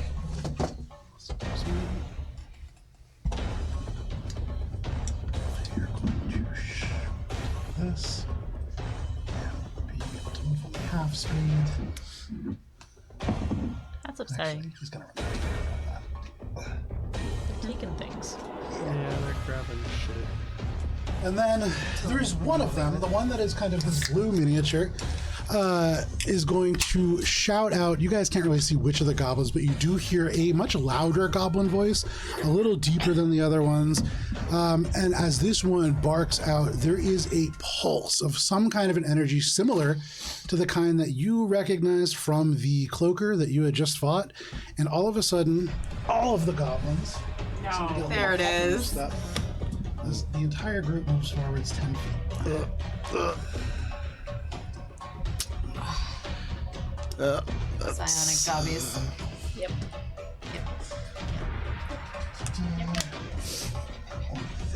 Oh, I last one. Okay, that's fine. Well, Just gonna stay there. On the other side, would you mind taking just the 3 goblins on the ground and that wolf and just moving them 10 feet closer to the passageway? Passageway being this Yeah. where is the key? And as they shout out these words in Goblin, it's like they sink into the psyche of these creatures and they are spurned forward. But that is all that the Goblin Command Squad can do. That brings us to Valis and Little Guy. May I have the square Little- that has little- the cube on it? Or the measuring thing with a cube measuring on it? Yes. Okay. I It's couldn't like, that's find... not a square. No. Okay. But it has squares inside of it. That's calling that a square, I think, is a little bit of a misnomer. No, it was I got definitely you. the wrong I got you. I words. got you. I told little guy to stay behind, so he's not. Okay, yeah, right, with right. Toes, Little yeah. guy's hanging out with Toes. Alright. I'm gonna move. Once I heard the signal, Clang. I'm gonna That's move. the signal. You'll know it when you hear it. Do I see? That was it. Actually, yeah. Move my. Can you move This me continues 3 to more be it. squares? Yeah. So what do I see when I look up at this tower? So you rush around, you look to your left. Minka, you look straight ahead. There is a barricade, there is a 2-story stone structure with some wooden bracing, and you do see a couple goblin ears and eyes peeking out over and then kind of ducking away. They seem to be using cover, and you would imagine those ones are going to be shooting. I would say you also get the sense that straight ahead beyond the barricade, that you can just barely see it, there seems to be another group of figures there. And then you hear the shouting of goblins in the tower. Do I see any inanimate objects in the tower? That's an From action where I am. perception check, probably, because it's so far. All right. I'm counting squares. I want to use animate objects, and I'm just trying to understand what I can use. At the moment, you don't see any objects up there from where you are. With the perception check, you might be able to see if there are objects there that they are. Are there a bunch of rocks maybe here? It's like underneath the tower, like underneath it and stuff. Did I put any there? Yeah, Then yeah, but they're inset into the ground. I can't tell. that's fine. Yeah. They're large. Those are mechanically large stones. But yeah, Okay. Let's see. All right, I'm just gonna cast inanimate objects. Okay. And I want to raise. Let's see. He casts inanimate objects and nothing happens to the to the stools that he cast it on. They remain inanimate. Took me a second to catch that. Okay, how many of these are you making? I will make large count as 1 large and 6 small. Okay. So what we'll do is this red one here will be your large one, and then the white ones, white vague kind of off-color white, will be your 6 small ones. The large one will be one of these rocks, Okay. and one of them is poignantly the crowbar. Crowbar clangs off, and you watch Ori as it falls sadly at your feet, and then slowly things just rise up. The rope unravels. It's like a mummy as it just rises up. Yeah. Are there just rocks all over the place that I can just kind of like on the ground here that I can say I rise? They would be like pebbles, basically. So I did specifically put down a couple stones, and those are the stones. It's so like, you see how these buildings are made out of rocks? Yeah. That's where most of the scattered rocks are probably at. Okay. Do I see this rock? Yes. All right, I'll be that rock. What would you say? What size would this rock be? Large. All right, I'll need another large. This will be. Whoa! I'll just. Oh, it's stuck. Well, that dice is the rock now. Okay. There you go. And I'll say like another small rock. Well, can I just say there's like a small rock over here? Yeah, there can be small rocks pretty much anywhere. It's just larger ones are hard to find. All right. So that will be my bonus action that I used with the necklace. Okay, you grab onto the prayer beads and squeezing that one, it disappears into your hand and the magic energy bursts forth, animating these various stones as they ominously raise off the ground. And for my action, I'm gonna command them to crush the nearest goblin. Okay, and they How do can you make want me that to do attack on their... they can just move on your initiative. I think that's the easiest thing to do. Okay. Are they gonna? Do they move now? Yeah, I believe that's part of the spell. So, I think they can make attacks. I don't know if they can move. I think it's kind of like Holy Weapon, or whatever that's called. The cleric thing. So if it's like that, then it would be its own initiative order. Yeah. Spiritual That's what weapon it was. has its own. Choose up 10 non-magical objects, not being worn or carried. It says you decide what action the creature will take and where it will move during its next turn. Okay. So that sounds like it has a. Yeah, so then you can roll initiative order. for it then. For them. I'm just gonna roll them all for the same initiative. Yeah. 14. 14. Okay, so actually right after you, look at that. Objects. All right. Objects. So they have a fly speed. 20 feet. I think it's a little bit more wizard. Flying speed of 30 feet and can hover. Okay, there you go. All right, so It's so upsetting. so I said crush the nearest goblin. So this rock here is gonna fly up here and try to attack one of these goblins. Okay, make your attack roll with that rock. What's up here with them? Here. There you go. Ooh, large to hit. 12 to hit. 12 is a miss, unfortunately. This rock flies up and this goblin just throws himself onto the ground, almost falling down the hatch, but they save themselves. How high up would you say this is? I would say it's probably about 30 feet. Alright. Yeah, 30 feet. Alright, then I'm gonna say that this thing That is one like out of my halfway range. there. Can I opportunity attack to grab it and get a ride up? No. I love that idea, but no. This one flies halfway up towards the goblin. Okay. That one over there attacks one of the goblins. 25 to hit. So, specifically, the reason why that won't work is because if it's chained or attached to an object, its speed becomes 0. I'm talking about why Ori can't ride it up like an elevator. Probably to avoid this attached to exact my thing. hand. It's not like free flight. 25 to hit a goblin. 25 hits, absolutely. Oh, Is it the crowbar? beast. No, this is not the crowbar. The crowbar is pretty far away. Gotcha. He's halfway there. He's not going to be able to attack anything this Okay. turn. 1, 2, 3, 4. Oh, no, I rolled the wrong dice. Okay. It's D10s for damage. Oh.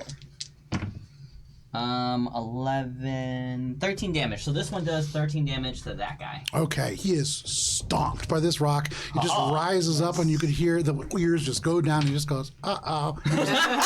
Right down, and it just splats him on the ground. And then the last one, this one is gonna come up. This rock is gonna come up here and try to attack this guy, but rolls very poorly. 8. 8 is not enough. They see this other goblin get smashed on the ground, and suddenly it's like they realize they're being attacked. You can hear they begin to yell out, and they begin to like approach battle stations. Anything else, Valis? That's it. Alrighty. That's you and your objects, or is that the objects for their first turn, or how's that work? That is the me and my objects. Okay, cool. So that brings us to Minka, followed by the goblins. So I can see the 2 goblins up top on here, Yeah. right? So the first thing she's gonna do is once again enhance the rocks in her pockets, because we're just gonna keep doing this because I need a cantrip. One of them cracks in half, like it's been enchanted 4 times now. But no problem. It's just two rocks now. Just find new rocks. And then she's going to cast Erupting Earth. Okay. And just try to decide between that structure or this structure. Yeah. So this structure is much closer, and this is the first time she's casting it. So she's gonna cast Erupting Earth at the base of this structure. And what is this? That's a 20 by 20? Yes. So go ahead and roll damage on that. Coming in, destroying your home. And that doubles against, it's against, let me just check. We're not racist.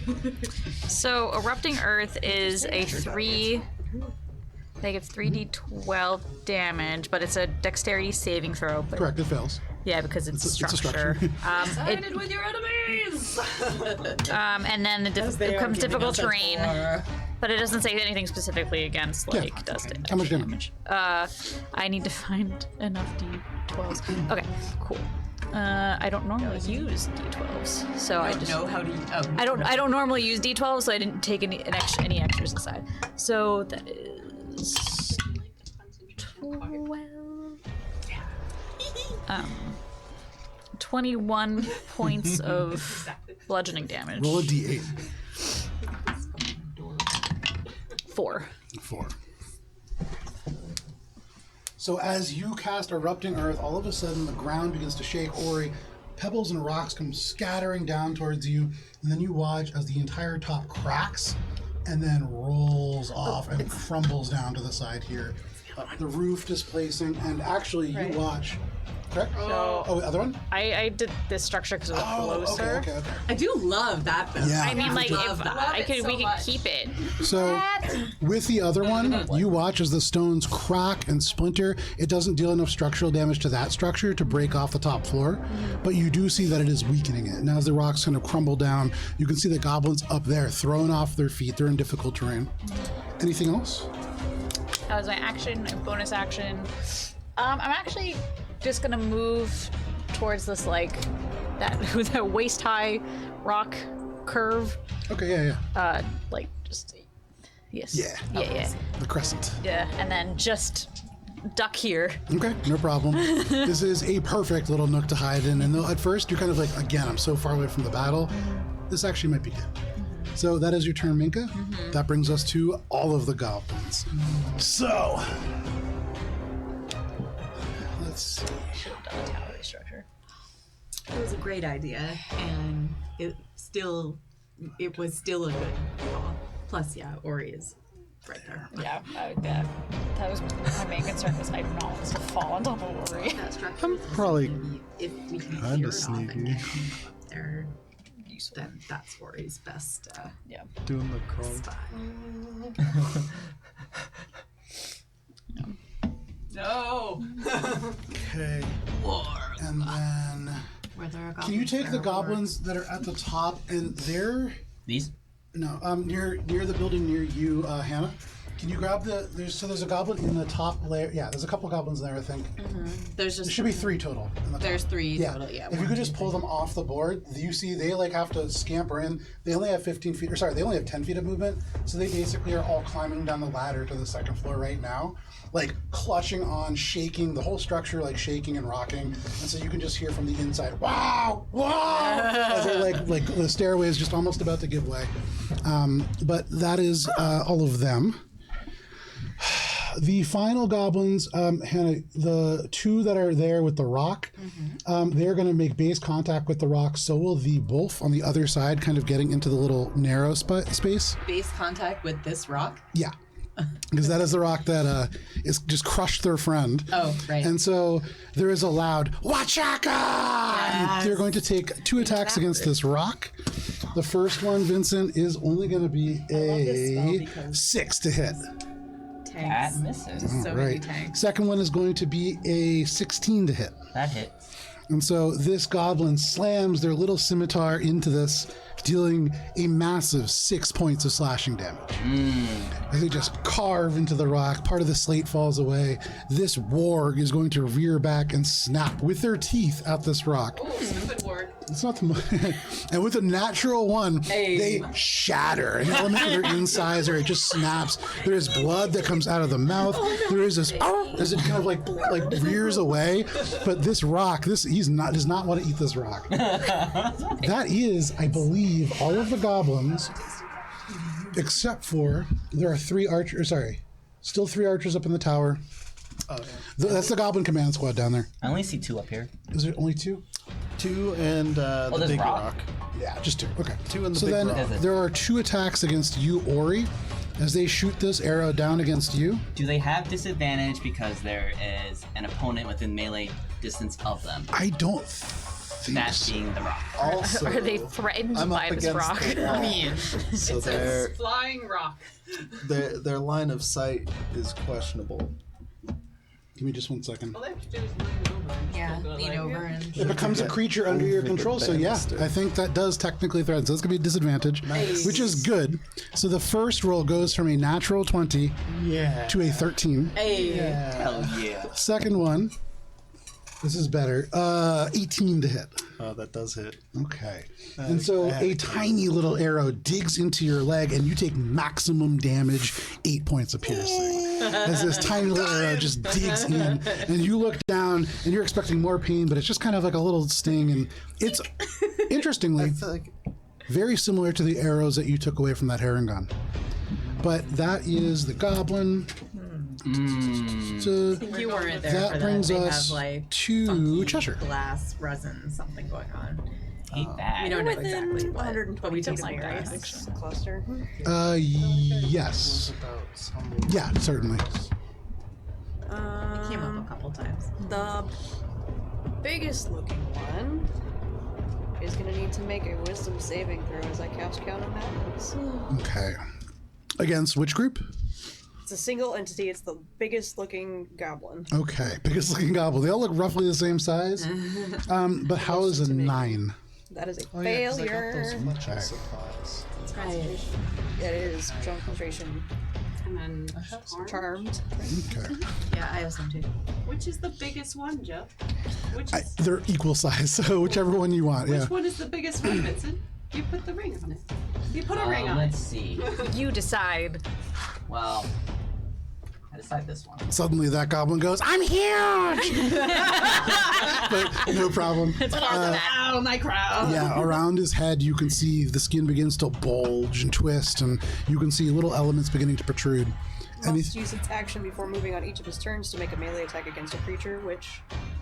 Take a pick of your friends, buddy. yeah, no, they're all the same. All right. And that is on his turn, correct? Says Alina. That's on his turn? Yeah. Okay. That is your turn, Cheshire? That's it. Alrighty, that brings us to you, Alina. Exactly.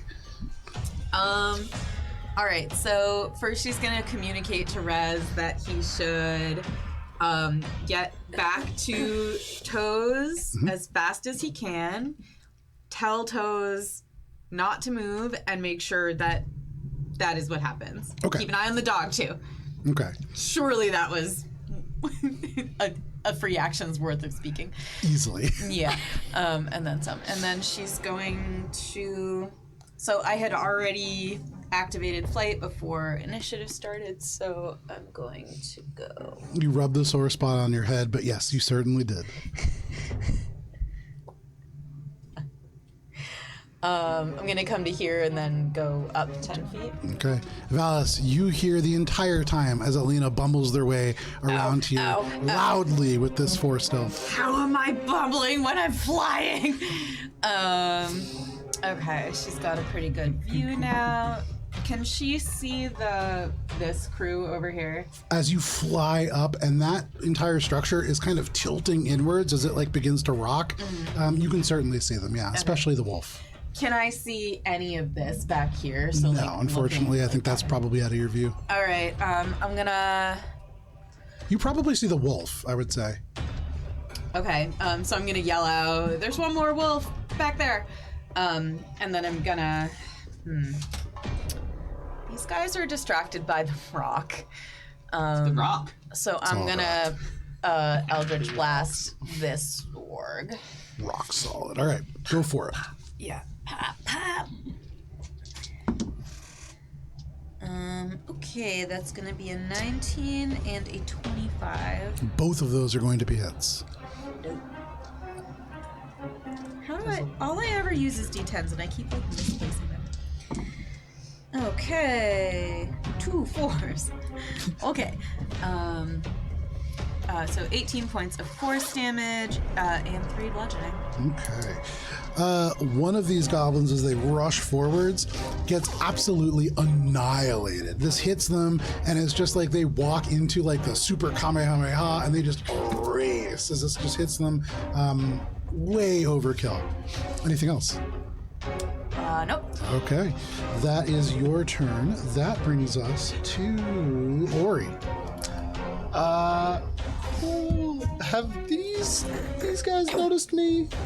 Yes, almost certainly. And then all of a sudden you can see one of them just start shouting in the middle. There's Eldritch Blast. It just it erases one of them. It But is they the notice. crowbar thrower, they say. Chuck! Chuck!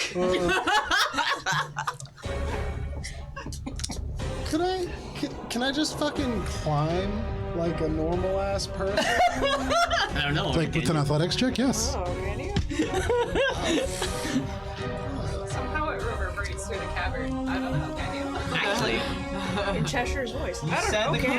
crowbar has rope. Correct. Floating through the air. You said it got snapped. How much rope is still attached to the crowbar? Some, like, I don't know, 5 feet. All right, never mind. A good amount. Never It mind. doesn't need that much to get a tight knot. It's too high. What are you doing? I'm fucking climbing. Make an athletics check. Okay, that's a 17. Here in this space, as like goblin voices echo through these little channels, you realize that you're about to be swarmed, and so you turn and you climb. And you climb as hard as you ever have. And for the first time, you don't just get to the top, you get to the top and you can make 10 feet of movement in either direction. Wow. Would that be able to get me like under the ladder here? That would be, that's a hard place to squeeze into. That would probably almost for a medium-sized creature be another check to like squeeze between those planks and stuff. But I mean, like, can I just get? Oh yeah, you can stand right there yeah, on the edge. like yeah. basically standing under the middle of the tower here. No. Oh, So again, That's the part because that would all be- of the wood and is kind of like because it's a structure, you would probably need to squeeze between the actual pieces of wood to get there. could I like bonus action hide up? You would be hiding exactly where you physically currently are standing right now. I want to be like, I guess, this face of it. Okay. And I guess I'll try to make my way around on the next turn. Okay. Yeah, I can't. So you climb up to the top, and then you could go to the left or the right. You kind of notice that there is a place under the platform that you could get to potentially. Anything else, Ori? Bonus action hide. Okay, make your stealth check.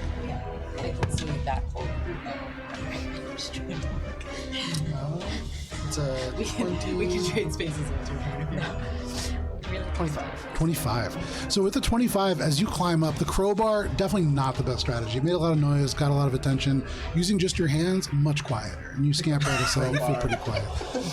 Crouch down, pick it up.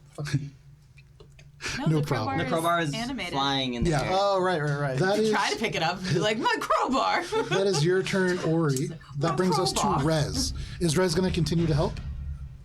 No, he's gonna do exactly what I told him. Oh, right, yeah. He's gonna Just to use fly his off in that direction. entire 80-foot fly speed. Does that get him back to where? That will get him to basically, yeah, he can see it. He's right there. Okay. So when he's there, as I told him to do, he's gonna just say to Toes and Little Guy, "Hey, Alina said stay here." Okay. He like flies there, and you can see Toes is like hiding behind Little Guy who's trying to hide behind Toes. So they're kind of like in this corner, and he just kind of nods, and Little Guy just whimpers. Babies. That is Rez's turn. That brings us to Billy, top of the order. Okay. I'm gonna pew pew at the closest creature, which right now is a giant ass ward. Yeah, it leaps over the goblins and lands, and it is just mid-bound. It's about to explode forwards again, but you fire. So I've got a 12 That is a miss, unfortunately. and a 22. 22 is a hit. So that's going to be 9 points of force damage. Okay. And then Billy's gonna take a few steps back. Okay. Steps back. Let's go 15 feet. Great. All right, you're here. Beautiful. You rush around the corner, Eldritch Blast. This creature just swallows that and just keeps going, and you're like, nope, and you kind of back. That is your turn, Billy. Yes. All right, that brings us to the Goblin Command Squad. So they are going to continue to lug this thing. Actually, he's going to drop it and make this guy lug it with him, because that just makes more sense for action economy. They're going to use their whole movement. Oh, come back. That's our loot. He is going to step up here, and he is just going to... And then, as a secondary action, you can hear the shouting continue. For those of you who are listening, you can kind of hear this goblin like chanting behind, and it's almost like the Doppler effect. He's like pacing back and forth behind here and seems to be directing orders here. As he shouts, the rest of the goblins Advance. now surge forwards again.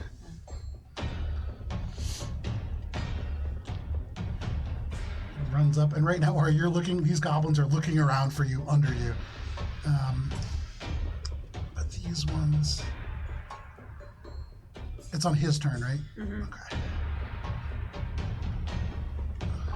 Is there one right there? I can't see. I don't think so. No. Okay. And then the ones near you, if you could just... Actually, they're going to stay there. Those 3 goblins are going to emerge from that door right at the base, right around... They're kind of clustered around that door. Here we are. And they make their way there. But the goblins kind of surge forwards, and I think even the ones carrying the chest can't really see anybody, so that is all they can do. That brings us to Valis and a plethora of objects right after. All right, so it says that I can... It says if I command an object to attack, I can make a single attack against a creature within 5 feet of it. I'm not sure what it means, but does that mean that like on my turn I can use my either my action or my bonus action to just like get another attack from an object? As a bonus action. Okay. All right. And you can use it's one bonus action to command all of them. So you can, with one bonus action, you can make all of them do these things. Attack my rock. Okay. minions. I'll do that bonus action. I'll do that. Okay. So the ones that are in melee range of something will attack something. Great. which So is- bonus action rocks to war. This one in the tower will attack first. That's the crowbar, right? Time to No, the rock. crowbar is not within range of Okay. anything. Gotcha. It's just kind of Except dangling. Worry. Revenge. Smack him once for starting this. 19 to hit. 19 hits. All right, that's gonna be a If not caused by Ori. 15 damage to one of the goblins in the tower. 15 damage. Yeah. That's a lot of It's a damage. big it's a The large rock just flies up and slams into him, and he gets knocked off, like the wood breaks, and you just hear as he just falls down to the side and just crush onto the ground below. Wilhelm Chaka. And then this one is next to 2 goblins, and he'll attack one of those goblins. Okay. Left or right? Natural 1. Natural one. Neither. The goblin is it's about to lift up and slam onto this goblin. The goblin's ears go down, little lip quivers, and then the other goblin leaps this scimitar and just slices a tiny little sliver off, but it's just enough. The rock kind of shakes and goes off to the side. Anything else, Valis? So that was my bonus action. Then I'm gonna let's see, move up 1, 2, 3, 4, 5, 6, and kind of duck behind this stairway against this onslaught of goblins and take the dodge action. Okay. Where are you right now? Okay, so you're kind of like opposite where Ori is, just a little off to the side. And I would say you probably can't see Ori because he is the knight, but you can definitely see these goblins. They're looking for him. Yeah. Anything else, Valis? I'll end my turn. Alrighty, that is your turn. The objects, so I just read this. You can command the objects and then they do that stuff on their turn. So are you sure you want to do that, knowing that? If you issue them no commands, the creatures only defend themselves against hostile creatures. Does it mean I have to give him a command every turn? Once given an order, the creature continues to follow it until its task is complete. So I think if you order them Kill to them attack, they can all. just continue to attack. 2 paragraphs later is the thing where it says that I can command it to attack. Bonus action. Command the object to attack. Single melee attack against a creature within 5 feet. No, that pertains to like what the attack is. So Okay. you're using slam from the stat block as an attack. I That's what see. that's saying, So yeah. basically, those 2 slams will do it on their turn. I still have a bonus action. So yes, because you commanded them initially to attack, they continue to do that until they're done. So you have your bonus action to use. You don't need to command them until they change tasks. Okay, bonus action. I'm gonna tell this one Okay. to go down and attack one of the goblins. Very Because when I nice. issue a command, it can be to all of them or just one. Correct. This would be just one to this one to come back down and crowbar the nearest goblin. All right, crowbar, you're no good here. Get out! And the crowbar just away. All right. Make your attack roll with the crowbar. All right. So let's see. Crowbar. Ooh, that's gonna be a not good. 8 to hit. 8, that's a miss. Billy, you see these goblins coming, the warg is coming, and then a crowbar into the ground right at your feet, and you're like, no, I gotta get out of here. And then there's one more inanimate object that's still following its command. This one Correct. over here. So it's gonna just come over and try to attack one of these goblins. Yeah, make an attack roll. It just rolls off the side. Oh, another natural one. I'm glad that I'm And it not just rolling these ones. gets stuck right there. I suppose the rest of his turn just wiggling itself loose. Numbies tonight. Anything else, Valis, and objects? Not good. That is it. All right, Minka, you're up. The rest of the goblins are on deck. Alright, so if I counted correctly, this guy is within 60 feet of me. Correct. I'm gonna huck a stone at him. All right. So which guy is this? This guy? I believe he's not within 60 feet. Yeah, Like- it's gonna be. He's definitely getting 3/4 cover. You're the way that you are behind that rock. Yeah. You're really threading the needle. Yeah, that's fine. Okay. I'm gonna just try, because I think the other group of goblins are outside my 60-foot range. Almost certainly, yeah. Yeah, so this is just gonna be like, aha, and then just a repositioning. Okay, sure. So that is a total of 23 to hit. That is still a hit. In this tiny little opening, you throw the rock, and it's less that it actually makes it through and more that it kind of caroms off multiple things, but it gets where it needs to go. You actually don't hit the goblin you were aiming for, but you hit one. Rock. So that is a total of 10 bludgeoning damage. 10 bludgeoning damage. So you throw the rock, and you see these goblins at the base of this cliff, and you're like, them! And you throw the rock, and it just immediately 90-degree turn and goes the opposite direction and just hits another goblin in a different group. And then you just hear this, as they go down. That takes one of them out. Just one. One of the ones that just... Yeah, it's one of the two. Actually, it has to be that guy right there. This guy? Yeah. The only one that can really be seen. Excellent. All right. So seeing that everything is now moving around, I'm gonna get down from this. So I'm guessing that is... So it's like, what, 5, 10, 15? I think that's 15 feet. And then just keep moving me until I can get up against the structure. Okay, yeah, you can do that. Yep, all right, sweet. As my action, and all my other bonus actions are things I don't necessarily want to do yet, so we're just gonna sit on it. Okay, no problem. You end up landing almost flush against this rock. You turn your head to the left. You see these goblins looking for Ori, but that is your turn, Minka. That brings us to the rest of the goblins. So, all right. I just noticed the last one. Watch out, Captain's tree.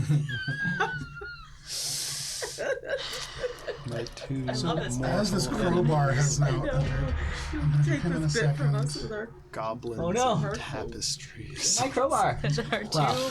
nemesis. Ori's crowbar. This entire Does the crowbar get an attack of opportunity as one of the goblins does leave its opportunity range? I would say that's up to you. It doesn't really quite say. If it's a creature, then I think it probably does. So you can go ahead and make an attack of opportunity as it runs by.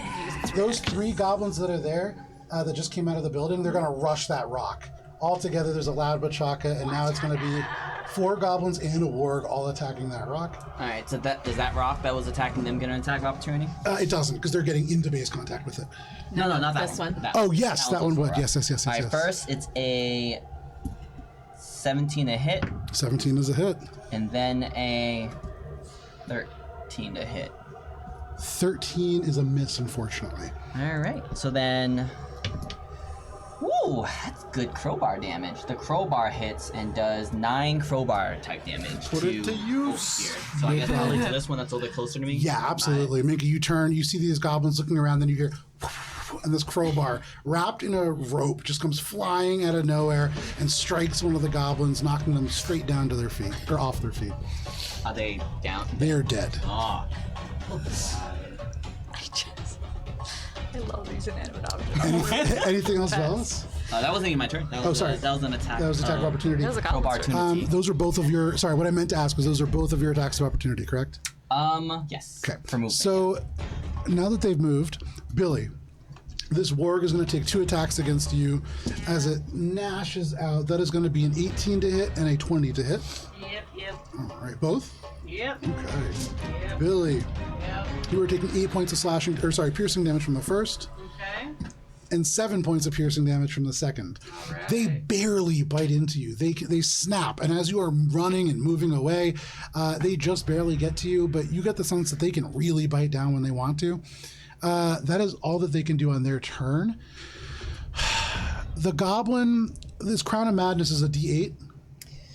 It's just he attacks his his buddies. So as one of those guys runs by, he just reaches out with his scimitar, and with a 10. That is not going to be a hit.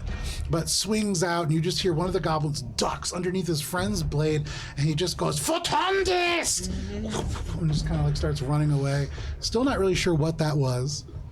That is the goblins on the left side. The one remaining archer goblin, I think at disadvantage, is going to take a shot against... Who can he really see? I guess against Valis. You can probably see it. I mean, There's that rock right next to him, but he's not confident that his arrows are going to really do anything against the rock. So you can probably see Alina too, for what it's worth. yeah. And I think you get an Does a 6 hit? No. He fires. The rock bumps into him from behind. The arrow just goes wide. It is a far miss. When you're in melee range. I don't think that's. That is a Starfinder thing. Yeah. They just have disadvantage on those in that Sorry, situation. bud. That is Too many rolls. the arrow goblins. So that brings us to the goblins versus the rock. So first this warg is going to take their attacks. The first one is going to be a 14. They're both 14s to hit. Hit. The first one is going to be a 12 points of piercing damage. Second is going to be only 9 points of piercing damage. That is the warg. The first goblin swings with their scimitar. That is going to be a 16 to hit. Hits. That is... That's tucked. That is 4 points of slashing damage. Yeah. The second goblin carves in.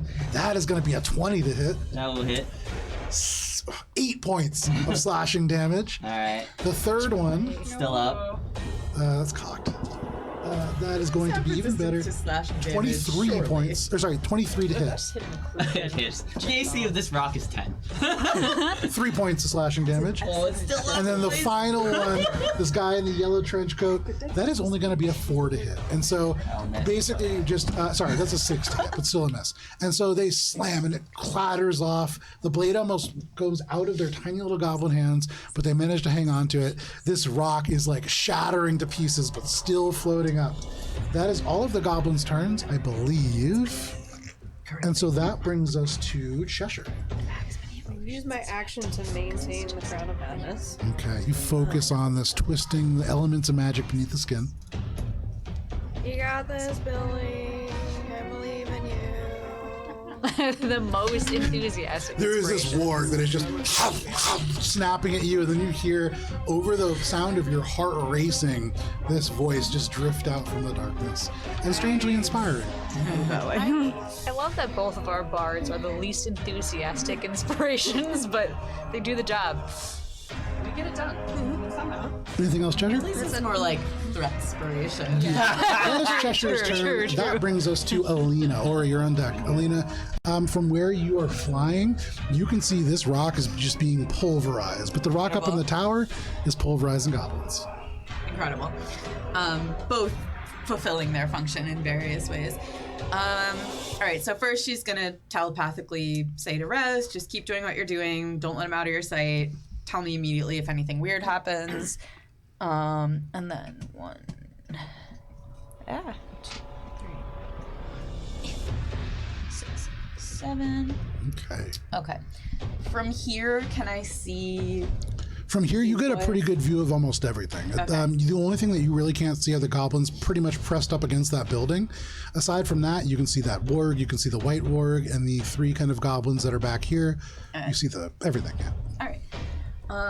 So is it obvious to me looking that the blue one is the one who keeps doing the like magic-y whatever? Not necessarily. Okay. They're all kind of yelling back there. I was kind of hoping you were going to say that because I'm going to shoot for one of the ones hauling the treasure Yeah, chest. that makes sense.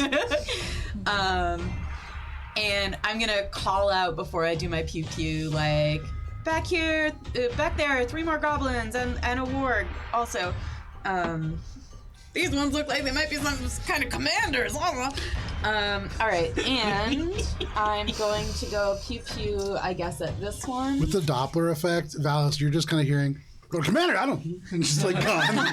You don't get much of that message. It's a lot of words for a short period of time. I'm really stretching the limits of the free action communication. I just think of like auctioneers.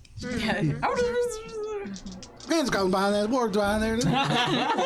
Now those are some numbies. All right, we've got a 27 and a 23. Both of those hit. To hit this guy right Yeah, here. both of those hit. Nice. Just want him to drop his prize so that I can have his prize. Maybe there's a vest in there. Oh, okay. That's 29 points of force damage, almost max. Okay, so as that happens, you could see it's like they recognize that this is coming, and they look, and the hand that is not holding the chest reaches out, and in their mind, they're just going to stop this blast cold, and you watch as 5 points of that is negated. And they are just race, and the chest drops to the ground. Incredible. And, just spills its contents. Whoa, contents in there. And Oh my god. you see in much closer detail at Alberta This is the RPG same on guy who Instagram. sometimes is like, I'm sorry, I didn't get a chance to finish painting things. Are you kidding me? You put treasure in that chest. There's the contents. You're the best. You guys had spillable treasure. Yeah. I mean, you didn't take that turquoise, but I have actual turquoise back there too. So, yeah, all the gemstones. You know how economical it is to get tiny bits of gemstones. I know a bunch of people in Lapidary, and so very easy to do. Nice. But yeah, you see this treasure chest drop, and the goblin, as it's erased, lets it go, and these little gems just scatter everywhere. Incredible. Anything else, Alina? Gems! Treasure! And you fucking love gems! That is your turn. Ori, what would you like to do? Don't you threaten a good time. Can I get to the ladder and up the ladder with my movement now? Yeah. She Okay. has dimension. The ladder is designed to be moved, so that's absolutely what you can do. Cool. I'm gonna do that thing and get up to the top, which probably is my whole movement. 30 feet. 30 feet, yeah.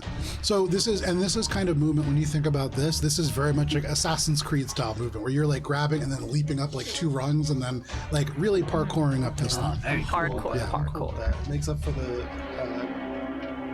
crowbar.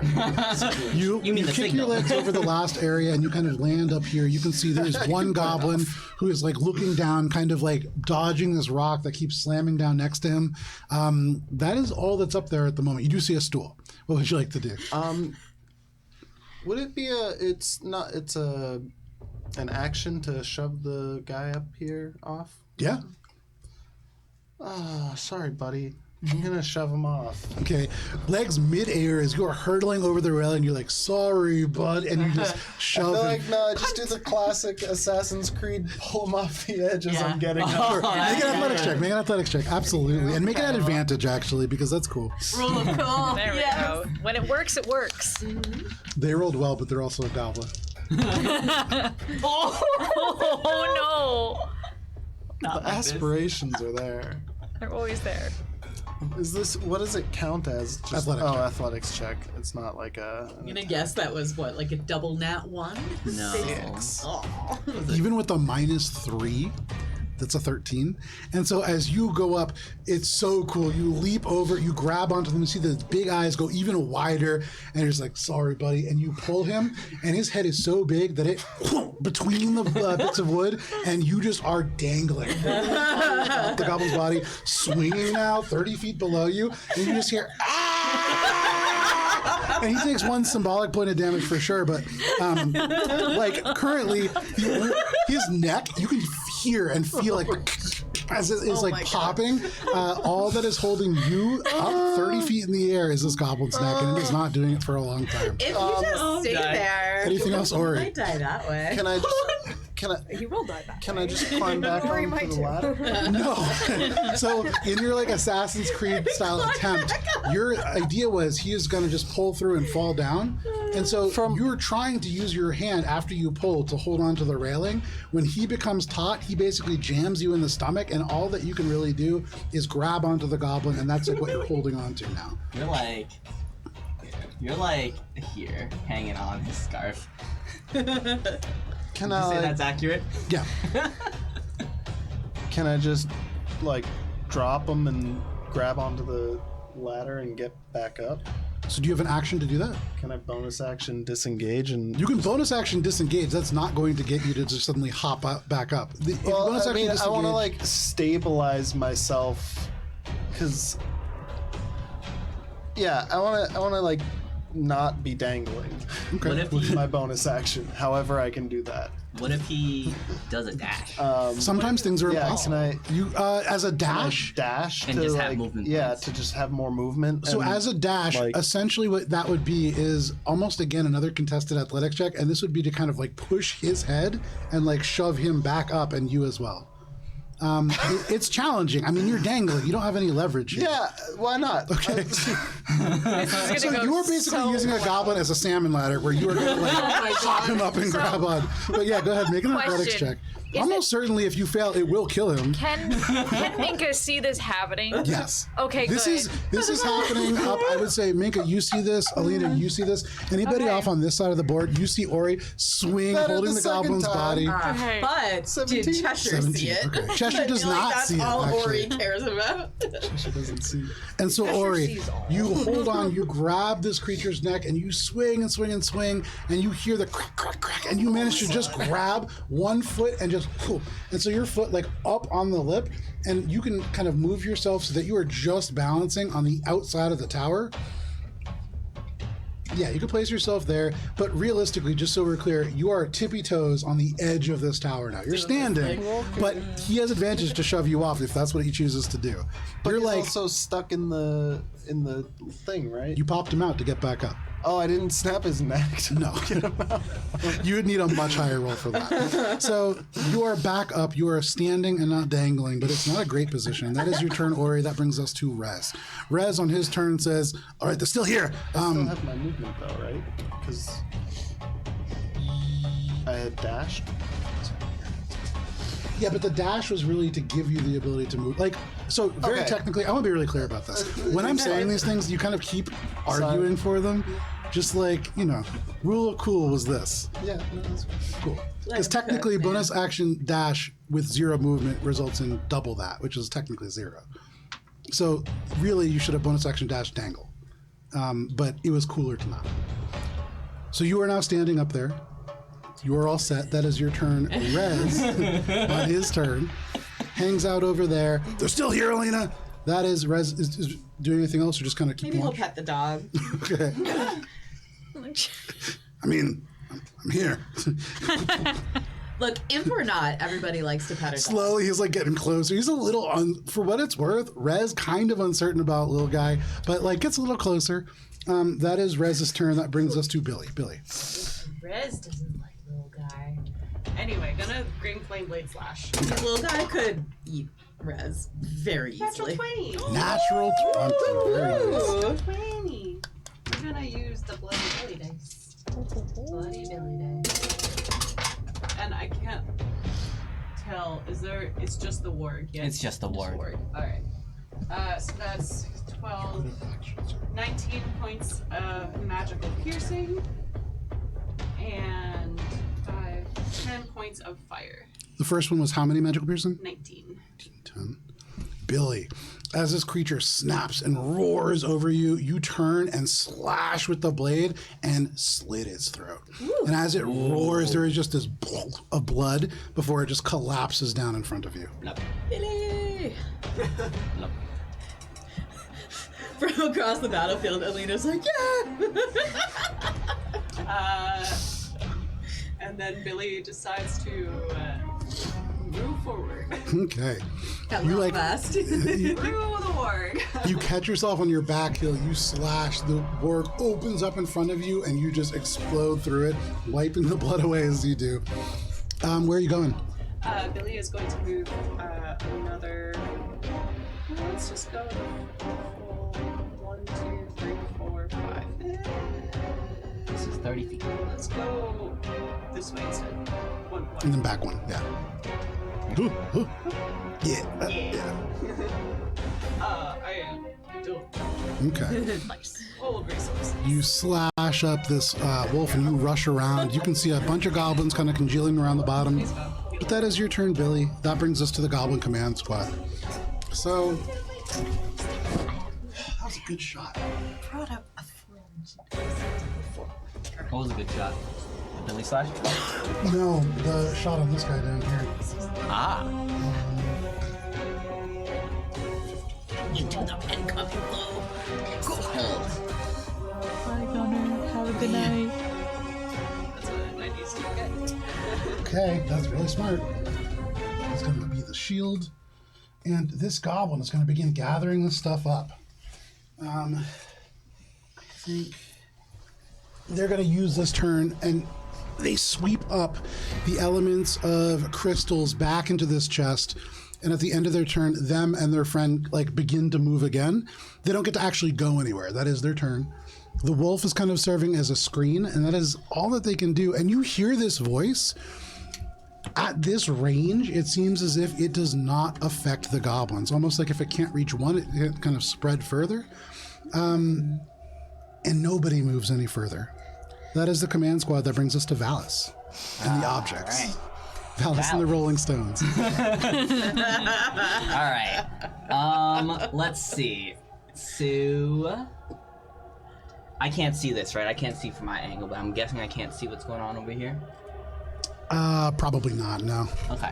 Then I'm just gonna run over here. 1, 2, 3. Okay. I'll attack this guy in front of me. Do I flank it with my crowbar? I am flanking with my crowbar. Do I have an advantage? Yes, you do. All right. This music kind of sounds like I should have like a little kid on a like those 3-wheeler big wheels watching blood fall out of an elevator. Yeah, very Red Room. Not rolling well today. 11 to hit. 11 is not a hit, unfortunately. Second attack, much better. 23 to hit. That hits. Not really good on damage. Oh, it's not a good day for me. 5 damage. 5 damage. So this goblin, the crowbar, towards him, and he takes his little scimitar and grabs it, and he's like holding it and like just barely holding it back. And then he sees you flying over, and he tries to hold it, but you are so strong, it just digs down the blade into his shoulder, still holding it. But he is currently still up and holding back the crowbar with one arm, yours with the other. This is like the toughest goblin ever. He's almost dead, but he is still up. Anything else? Let's see. Bonus action, I'm gonna command the rocks, and I'm gonna say Rock Chaka. Phenomenal. Okay. It's just like how you smoke a bunch of different things. I feel like that's not hard. So I'm done with my turn. Yeah. But all the rocks are gonna try to kill a thing. Do So, it. You have the one up by Ori. yeah, the one by Ori is gonna attack. Is Ori helping me flank it? Yes. Uh-huh. And actually, that's the difference here. So if Ori hadn't done the bonus action to get up there, this would not have been a flank. Good thing, because I'm not rolling very well. Large rock. 19 to hit. 19 hits. All right, this rock is probably gonna destroy this. Ori, as goblin. you land there, you're on your tippy toes, your arms like pinwheeling, and you see this goblin suddenly like smile wide. His hands go back, and then you see the rock like looming up behind him, and you can see he just goes wah shot, and then this rock just full damage on that. 13 damage. 13 points of damage just crushes this goblin, and one of the hands just right down in front of you, and you just kind of catch yourself on your feet. This rock over here is gonna continue just attacking a goblin next to it. Okay. No, that's not gonna hit. 8 to hit. 8 is a miss. One of the goblins is like riding it, spread eagle, holding onto it, kind of like biting on the rock. The other ones are slashing at it, and this rock is really looking rough. All right. But that rock is still up. It's still this up. rock is gonna come in behind and flank a goblin. Oh no, they didn't think about that rock. So he's gonna attack and roll a 17 to hit. 17 hits. The rocks Alright. are just destroying. Nobody expects Oh. the Spanish requisition. 10 rock damage. 10 points of damage, that's enough to crush one of those Rocks goblins. are the perfect minions. They're Do good. what you need them to do. They're excellent crowd without control. argument. This is the And second time that the rocks. They're just rocks, so they're durable. Anything else, fellas? Yeah, the crowbar Oh, also yeah, is right, I gonna can't see the attack, crowbar. and he's gonna attack the one that I'm helping it flanks. Okay, yeah. 22 to hit, 22 hits. and that's gonna be 4 crowbar damage. 4 crowbar damage. On the one That that is the was one that you already just hit. hit, right? Yeah. He is like holding the crowbar with one hand, your blade with the other, and then you just push the blade down. It goes through his hand, through his arm, through the shoulder, and you just bisect him. Dead. Yeah. Anything else, Valis? That's it. All right, Minka. You watch as these stones just pulverize goblins left and right. What do you want to do? It's upsetting, really. So, can Minka see any of this going on? No. From where you are right now, no. I think you probably saw the wolf at one point when they were a little bit closer, but right now, no. You're up against the back of that building. So, Minka's gonna move Did they get away? forward. Like, You can't go forward around here. yeah, They around the didn't corner. move. They had to spend that turn Can I gathering get that through that stuff. barricade? Yeah, I'm putting it on. Oh, I or do got have you. to- Yeah, good call. Oh, because they, yeah. So you're here. That makes 1, sense. 2, 'Cause it's 3. Is it the blocking dude's hole? possession. That would be a Joe question. There's a 5-foot space that should be between the building and it, so there should be closest to you a 5-foot space. Okay, Yeah. so I'm gonna sneak through that. Okay. And okay, awesome. Very nice. And So then- from that corner, Yeah. you see everything. The goblins that are behind those stalactites definitely have cover, but you can see it all. Okay.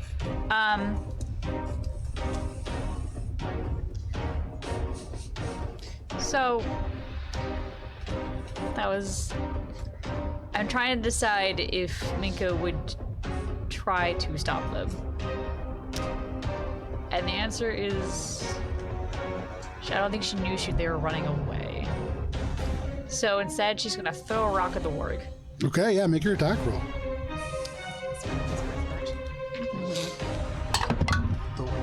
That is a dirty 20. Dirty 20, that hits. Alright. That is a total of 8 rock damage.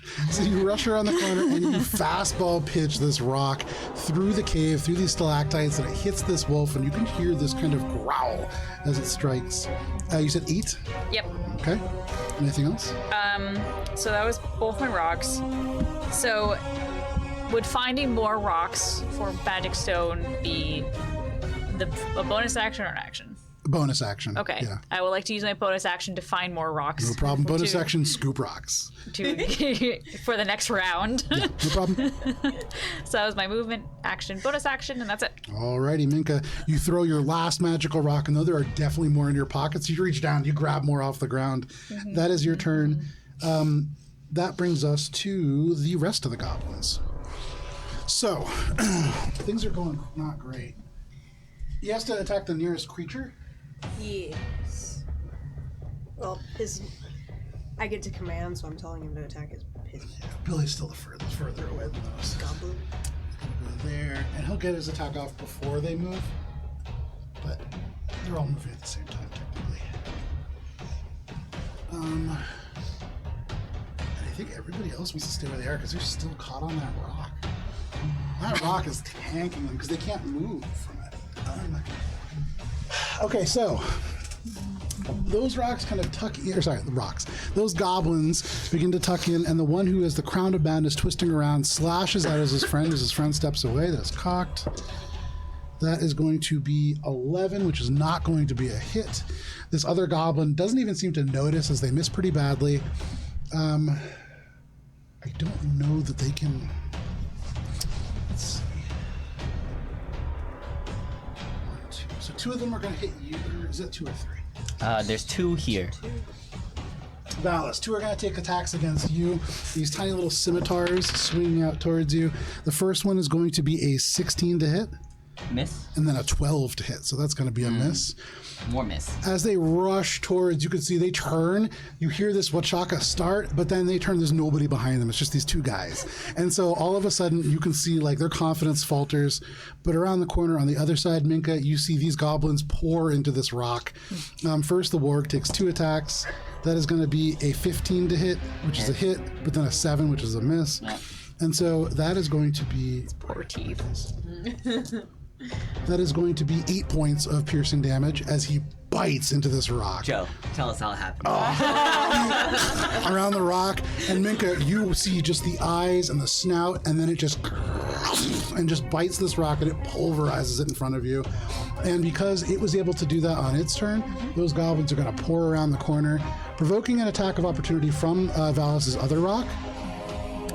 But 3 of them are going to potentially get into base contact with him. That's fair. That's going to be I think 20. That's gonna hit. 20 something to hit, yeah. Go ahead and roll damage. Alright. Ooh, 9. 9. 2 of them are gonna get to base contact with you.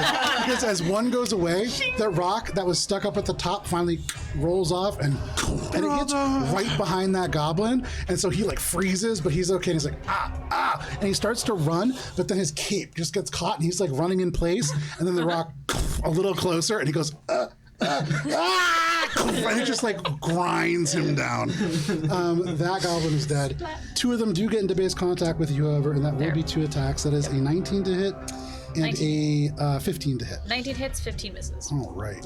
Minka, you are taking 4 points of slashing damage as finally this goblin reaches range and cuts you with their scimitar. But that is all of the goblins. That is all of the wargs. That brings us to Cheshire. Silently make her way back over. Come back this way. Okay. Presuming I can't see anything, so I'm just gonna maintain my control on my madness friend. Okay, you just barely keep contact with them, able to maintain that concentration. And that's it. Alrighty, Alina, from where you are, you can see these goblins finally defeat the rock. What would you like to do? The boulder. I'm gonna get closer. It looks like Minka's okay for now. You look down, Minka just gets slashed with a tiny little sword, and you're like, "No, Minka's fine." She's seen worse at this Little point. sword. From here, does this guy have cover from the warg? From the warg and the stalactite, or from just the warg there, yeah. So high up. Yeah. All right. Well, I'm still gonna try hitting him because if they're trying to get away with what's in that chest, it must be pretty good. And I already told Cheshire that there were gems, so I can't very well let them get away.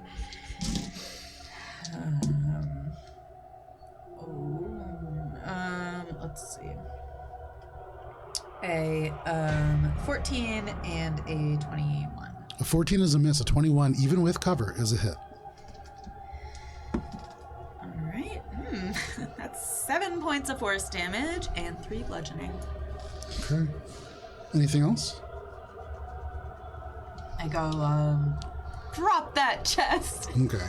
You throw that eldritch blast, it hits them, and they almost drop this chest, but they're able to just hold on by the fingertips. Yeah. This one seems to be a little bit more sturdy than the other goblins. Almost, maybe not sturdy, maybe it's almost like they have some kind of interior reserve, but they are able to hold on. Okay. They do look a little hurt. That's not an insubstantial amount of damage for them. And I told him to drop it, so I'm sure he'll listen. Probably, to me. yeah. Anything else? Definitely. Just tell Rez to maintain what he's doing. Alrighty, that is your turn. Ori, what would you like to do? I'm gonna insightful fighting on the one that just got hit Okay. of these two, which is against its deception. He's good at deception. 10. Oh, So Yeah. and then I'm gonna, I guess, take It's a a plus shot 5 at to him. his deception. Yeah. I'm sorry, Probably. did you hit +5 to his deception? All right, that's a 28 to hit. 28 absolutely hits. And And this is at advantage, so this is a sneak attack. yeah, well, I also just did the thing. Oh, yeah, right. You didn't set a footing. Yeah. So even if I didn't, Triple sneak. no.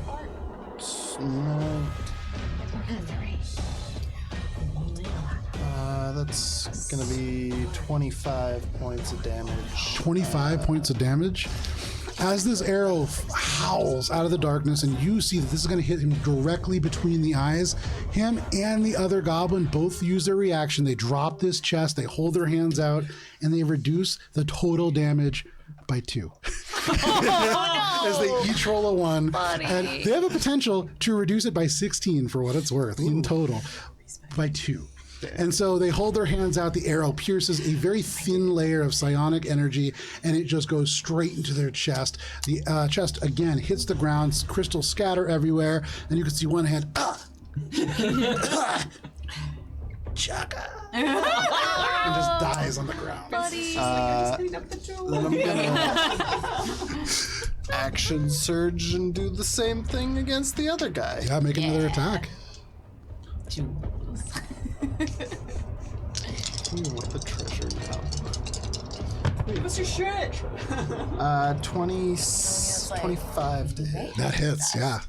And You don't have to fight the cannot be a sneak attack Oh, we will.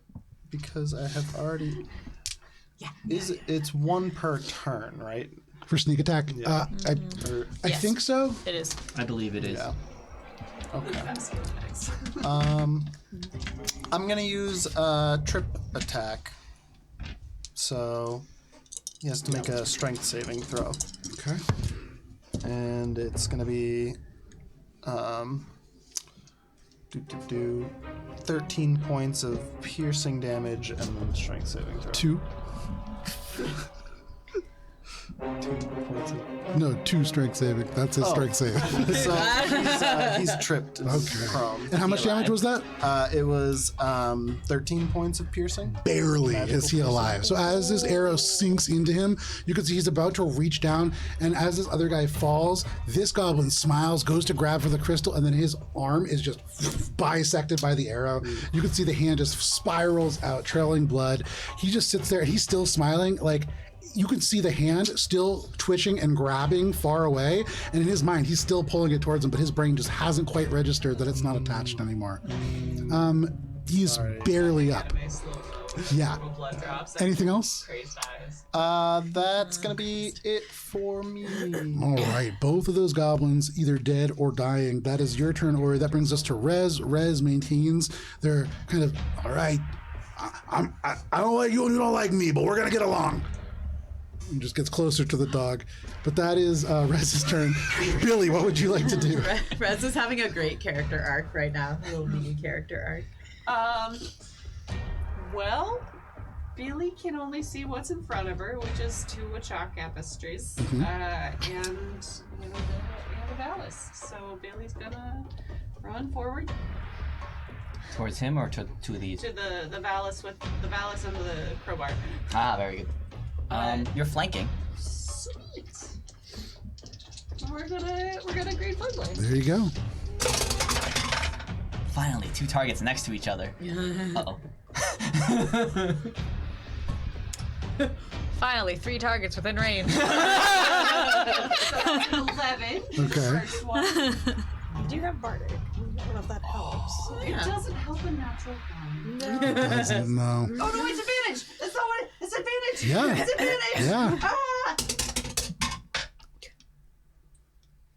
50? Meets a pizza. Pizza. Very nice. Didn't hit you. Okay. So this is piercing. So that's 10 points of magical piercing to the first goblin in line there. That goblin is just shredded. You draw it up and it just cuts across his body. Dead. And because Green Flame Blade, that's 7 plus 11 points of flame damage to the other guy. As you draw it across their body, the blood in this goblin seems to ignite the flame even brighter. And at the very end, it's just this gout of green flame that ignites this goblin, and he's just like running. Like this is, the guy on fire, just like going around, and he just collapses dead. Plenty of damage for him. Anything else, Billy? Billy just has a satisfied smile. All right, that is your turn, Billy. Makes her feel better. That brings us to the Goblin Command guy. He is really looking hurt. His hand is gone. He now realizes this, and you can see the ears drop. He gets a little paler. He's going to grab 1 crystal with his one hand, and he is going to turn. He has to use half his movement. I hate it when Joe describes them as having their ears dropped. He's going to get right there. So cute and sad. That warg, now without his owner, is going to charge at Alina, probably. Hello, I'm up here. Yeah. And so he's going to kind of look Get at all you, the way go up on his 5, little 10, wargy legs. 15, Dog fighting the 20, crow in the 25, backyard. 30, 35, and that's all that it can really do. Hello. But Alina, you do see it's bunching its legs to jump. that is its turn. The other one goes under you, Alina. Or no, sorry, it's just that one. That is all that they can do. That is the Goblin Command Squad. That brings us to Valis and the Objects. Alice and the Objects. It's a good band name. Yeah, it's like one of the first passes. Yeah. Yeah. It's like Very their first indie. album before they Very workshopped indie. the name. Let's see. Let's see. It was a Mad Lib before it became a band name. Yeah. But true Blank bands and the now. blank. Yeah. All right. It's like the Richard Star, the Lost Lord. Trying to figure out resources. No resources. Resources. I face step behind these goblins. Okay. You just appear the other side, underneath Alina. Alina's like, did you just? And then I attack the goblins. Go for it. And Minka's helping me flank. Is that correct? Yes, All right. absolutely. First attack is going to be a 23 to hit, That hits. and that will be 11 damage. Minka, this One goblin move. in front of you just decapitated. The head just spirals out. Easily, you destroy this goblin. All right. Second attack on the other goblin, 23 to hit. That hits. Ooh, 4 damage. 12 damage. 12 damage. This single blow just bisects both of these goblins, easily killing both. Anything else, Valis? I turn to Minka, and I turn around and, to face the war. The way that I imagine this is you kind of run and then you phase step to, at the very end using the momentum of the run and the step to kind of cut through both of the goblins, and then you turn to face the warg. It was very cool. That is your turn, Valis. What about the objects? All right, I'm gonna just move up a little bit. with Okay. My remaining movement. Makes sense. And let's see. This one's gonna. Oh, this one. I said attack the nearest goblin. That's not a goblin. You got it, boss. Off I go. So I guess it's gonna start heading. 1, 2, 3, 4, 5, 6, 7, 8. Goblin there. Those are probably close. All right. So Does the rock know? I don't think the rock. So I think the rock only has Blind sight. blind sight of 30 feet. So that rock, I think, is just gonna stay put. It defends itself. Yeah, that one defends itself against the stool. There is a crowbar next to this goblin here, so it will attack that one. Make your attack roll. Natural 20. Yeah. Oh, this crowbar. Roll damage just for fun, but this is almost certainly going to erase him from, like, his ancestors are going to die again.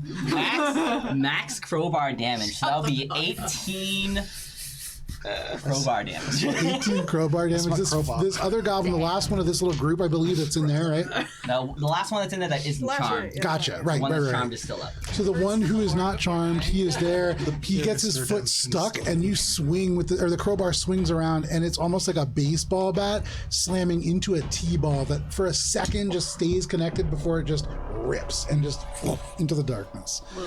They are dead. 18 points of damage is, yeah, they're beyond dead. Anything else, Valis? That is. The objects? That's me and the objects. Alrighty, Minka, in front of you, you get the rocks, you're ready to throw them, and then suddenly Valis, and the goblins just slide in half. What do you want to do? You can see there is one goblin kind of running now, holding a gemstone in their hand. There's a warg also about to leap over towards Alina. Yeah. So I think, judging by what's been going on, she has a similar dilemma of resources or no resources, and will decide to do small resource and cast Guiding Bolt on the warrior that's about to jump at Alina. Okay, yeah, make your attack roll. That's a good idea. So close. That's a 28 to hit. That hits. Yeah, it was a 19. So close. It was a 19. I was hoping for it to just you Yeah, know. absolutely, but that's still great. So that is 2d8 nowadays, I believe, because it's only the first level.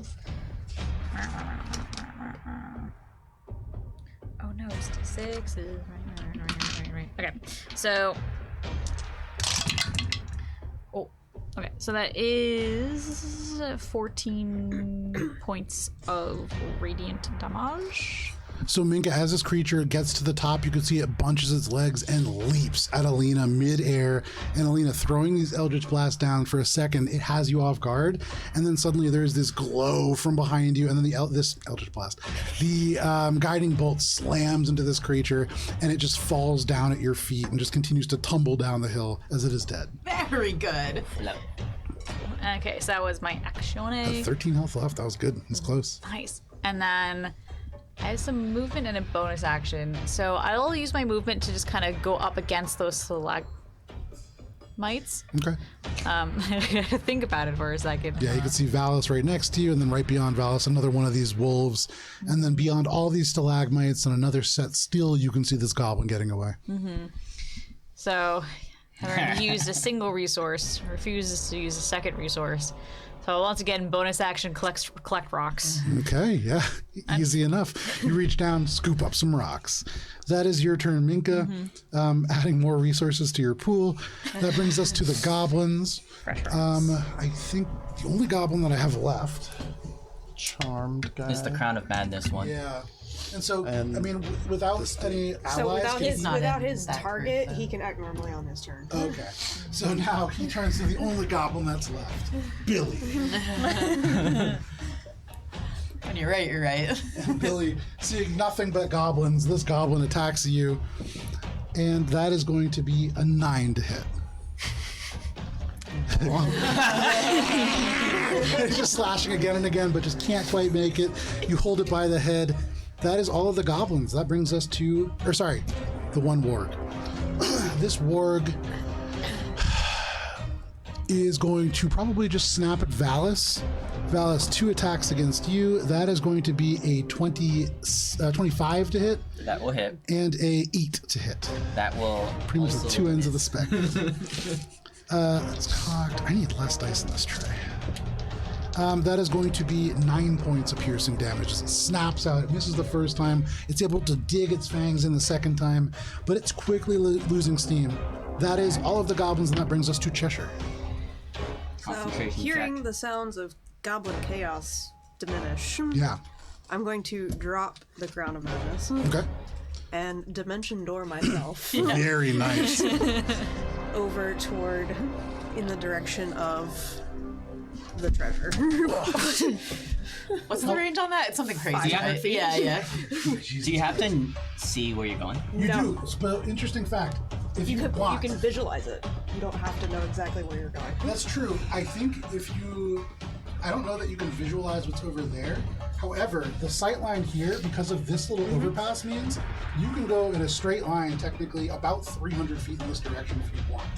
So you can place yourself pretty much anywhere in this general radius. Right over, right behind the little structure thing. Like up here. Or like here. Like Other side. other side.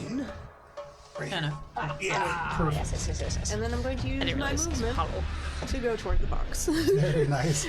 So rushes over to the box. Cheshire, you slide down on your knees, basically like coming up to the side, and you just see at your feet basically just fistfuls of crystals, just all across the ground, different colors. I will begin scooping them into my pocket. Yeah, no problem. Scoop, scoop, scoop. You fill your pockets with crystals. That is your turn, Cheshire. That brings us to Alina.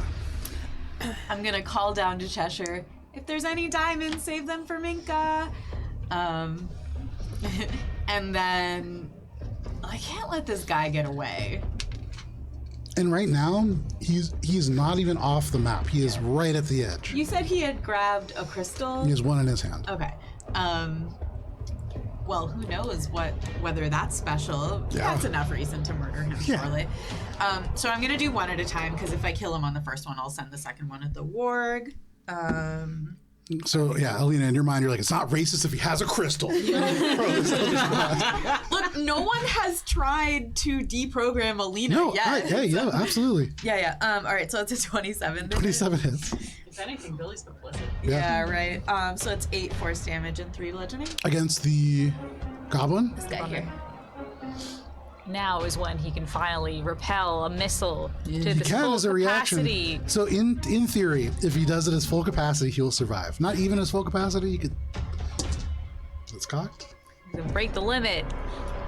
He prevents 1 point of damage as he goes and just goes, just immediately erased, and this little crystal just ding, ding, ding, ding, onto the ground. They are dead. Cheshire. Got it. All right, and then I'll look down at the warg and some blast there. Ooh, 12. 12 is a miss, unfortunately. Yeah. And then, Rez, how's it going? You pet that dog yet? Yeah. Okay, try scratching behind his ears. They Yeah, like no, that. I've done that like all the years. Yeah. That is All four of them. Rez. You can see Rez is still like 5 feet away from the dog. He's like, this is good. But that is Rez's turn. That brings us to Billy. No, that was my turn. Oh, sorry, that is your turn. That brings us to Ori. I'm gonna bonus action, steady aim, and shoot at the warg is the only one left, right? Yeah, you aim the arrow at the white warg. It's about to also one jump. here next The to one me. that I don't was think I'd charged. see that one from where I am. Yeah, on the other side, I think that's probably hard to see. But for the moment, you see this warg. You see the white one about to leap up at Alina. Minka blasts it away. You can see this one running away. Alina takes that out. So the only thing left is really this warg. 19 to hit. 19 hits. All right.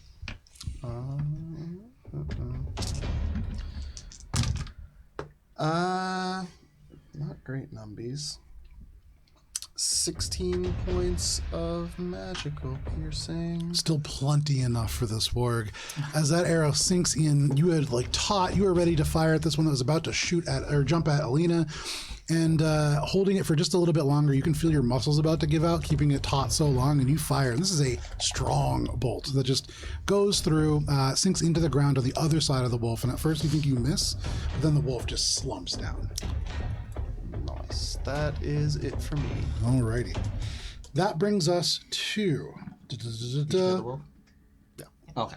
Rez tries to pet the dog, but kind of decides, you know what, we're good here. That brings us to Billy. Billy can't close a deal with 10. No, Billy, from where excuse me, from where you are, it's like you and this goblin. Steal your kill. You swing, and this goblin like staggers back. They're like a little uncertain. They're looking around. You could hear them like call out for help, and unable to close the deal. Billy, anything else? That was just sad. Yeah. Billy kind of looks around and makes sure no one's. But he did. Free action, be embarrassed. That brings us to Valis and the objects. Alright. I look around. Everything is dead Yeah. around me. So I'm gonna start walking.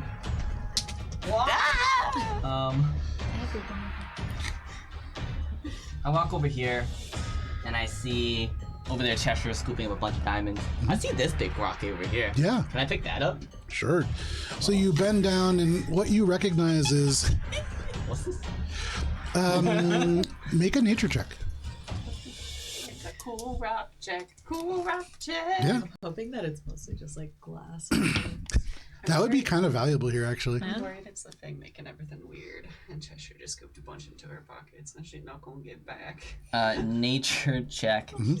Stupid if we're like, that stuff is gonna drive me crazy. No, Sure she would. she's got 16. 16. You scoop it up, and you're like, this diamond. You don't know what it is, but it's not a diamond, and you just kind of start looking around for something better. It is. You have no idea what it is. Well, now.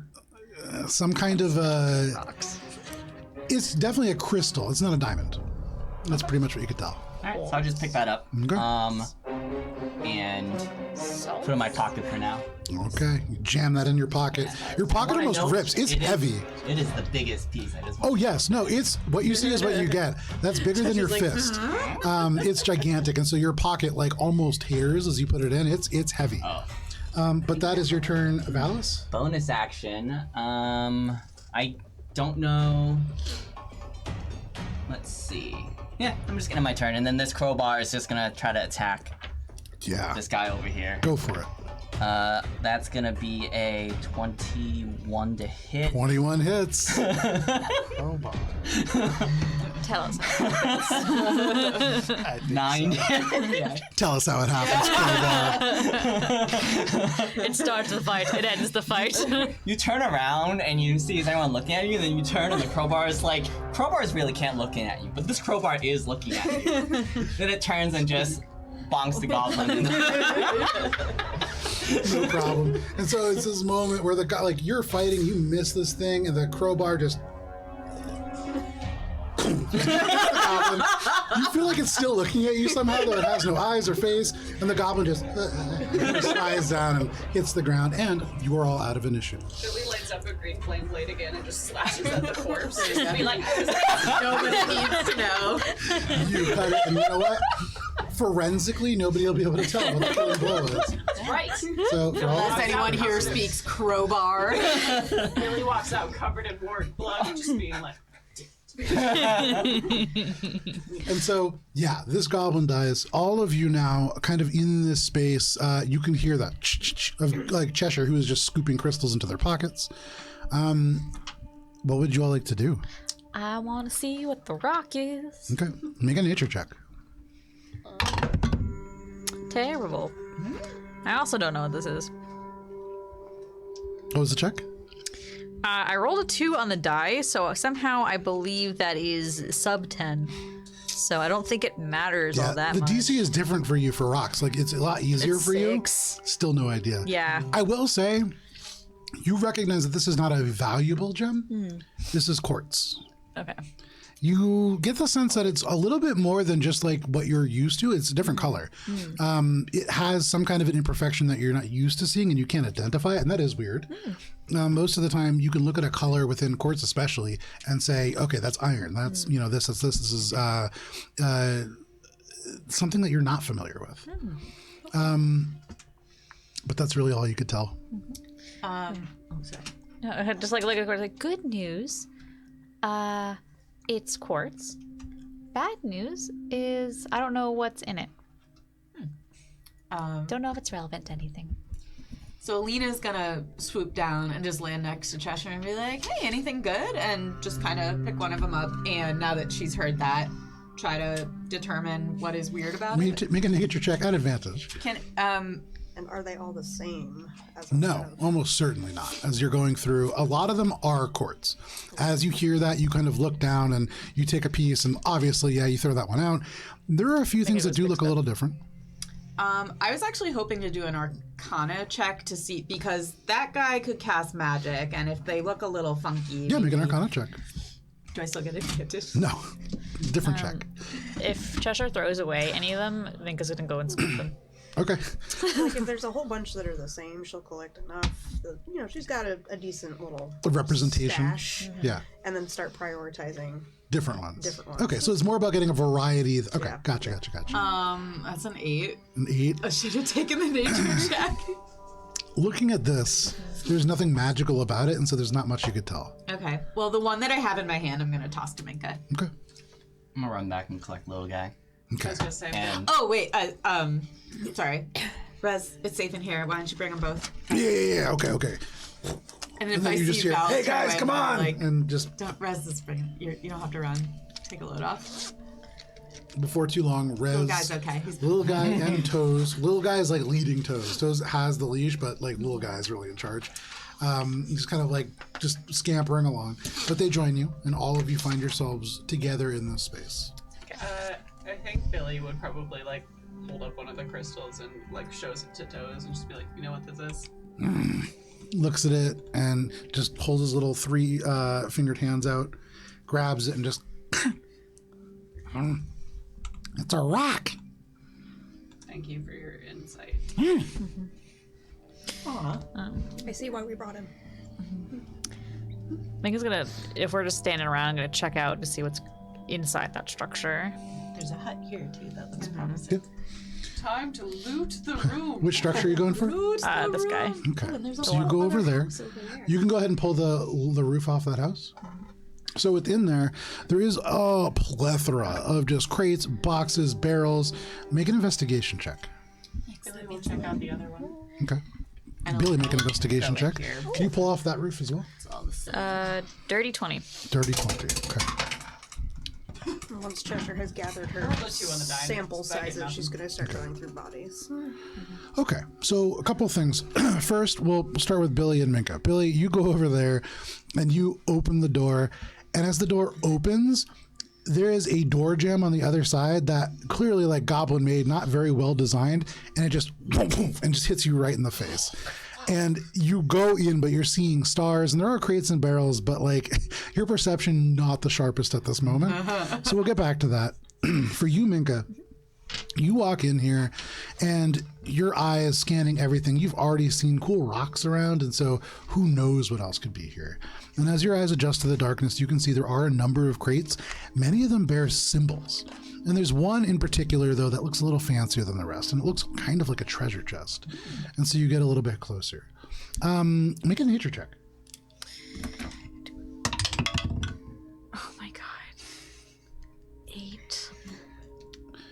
You have no idea what any of these labels are, any of the iconography. There are a number of things that look like maybe coats of arms or things like that. You see symbology. It doesn't read as magic, and you don't read any language in it. It just seems like pictures or something like that.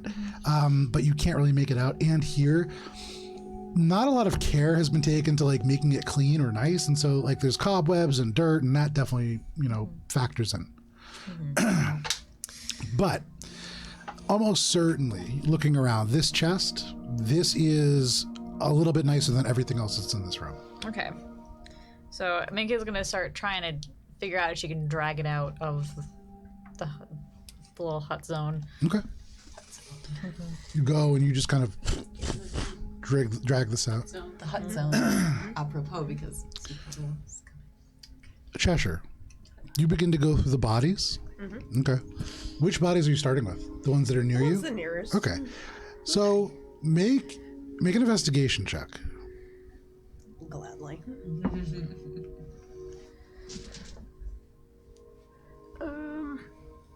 22? 22. Okay. So you get over to the first goblin, and the first thing that you notice is this goblin does look a little different than the other ones that you've seen. This is not the leader, but it's one of those 3 that was in that group, and they seem to be not stronger. You don't see a difference in muscle tone, but larger. Not taller or anything like that. It's hard to really explain it, and then you realize it's kind of that they're lumpy. You get closer and you begin to go through pockets. You find 3 pieces of copper in this guy's pocket. You find a small pendant that has wire-wrapped quartz in it. But most interestingly, as you kind of like pull the shirt up to look, because oftentimes creatures like this, they'll like tie things to them and try to hide things from other creatures that will steal. As you like pull the shirt up, you see another face, dead, the tongue lolled out, but just implanted into the chest itself. And because it is 10:24, this is where we're going to end for the evening. So thank you for joining us for this session of Adventures in Oberon, Courts of Everest. We'll be back next week, but if you can't wait that long, you can watch this when it re-airs on Sunday at 4:30 p.m., preceded by Mosaic Team 5, our original Starfinder campaign at noon. But if you can't wait that long, please stay safe. We'll see you next week. Goodbye. Bye.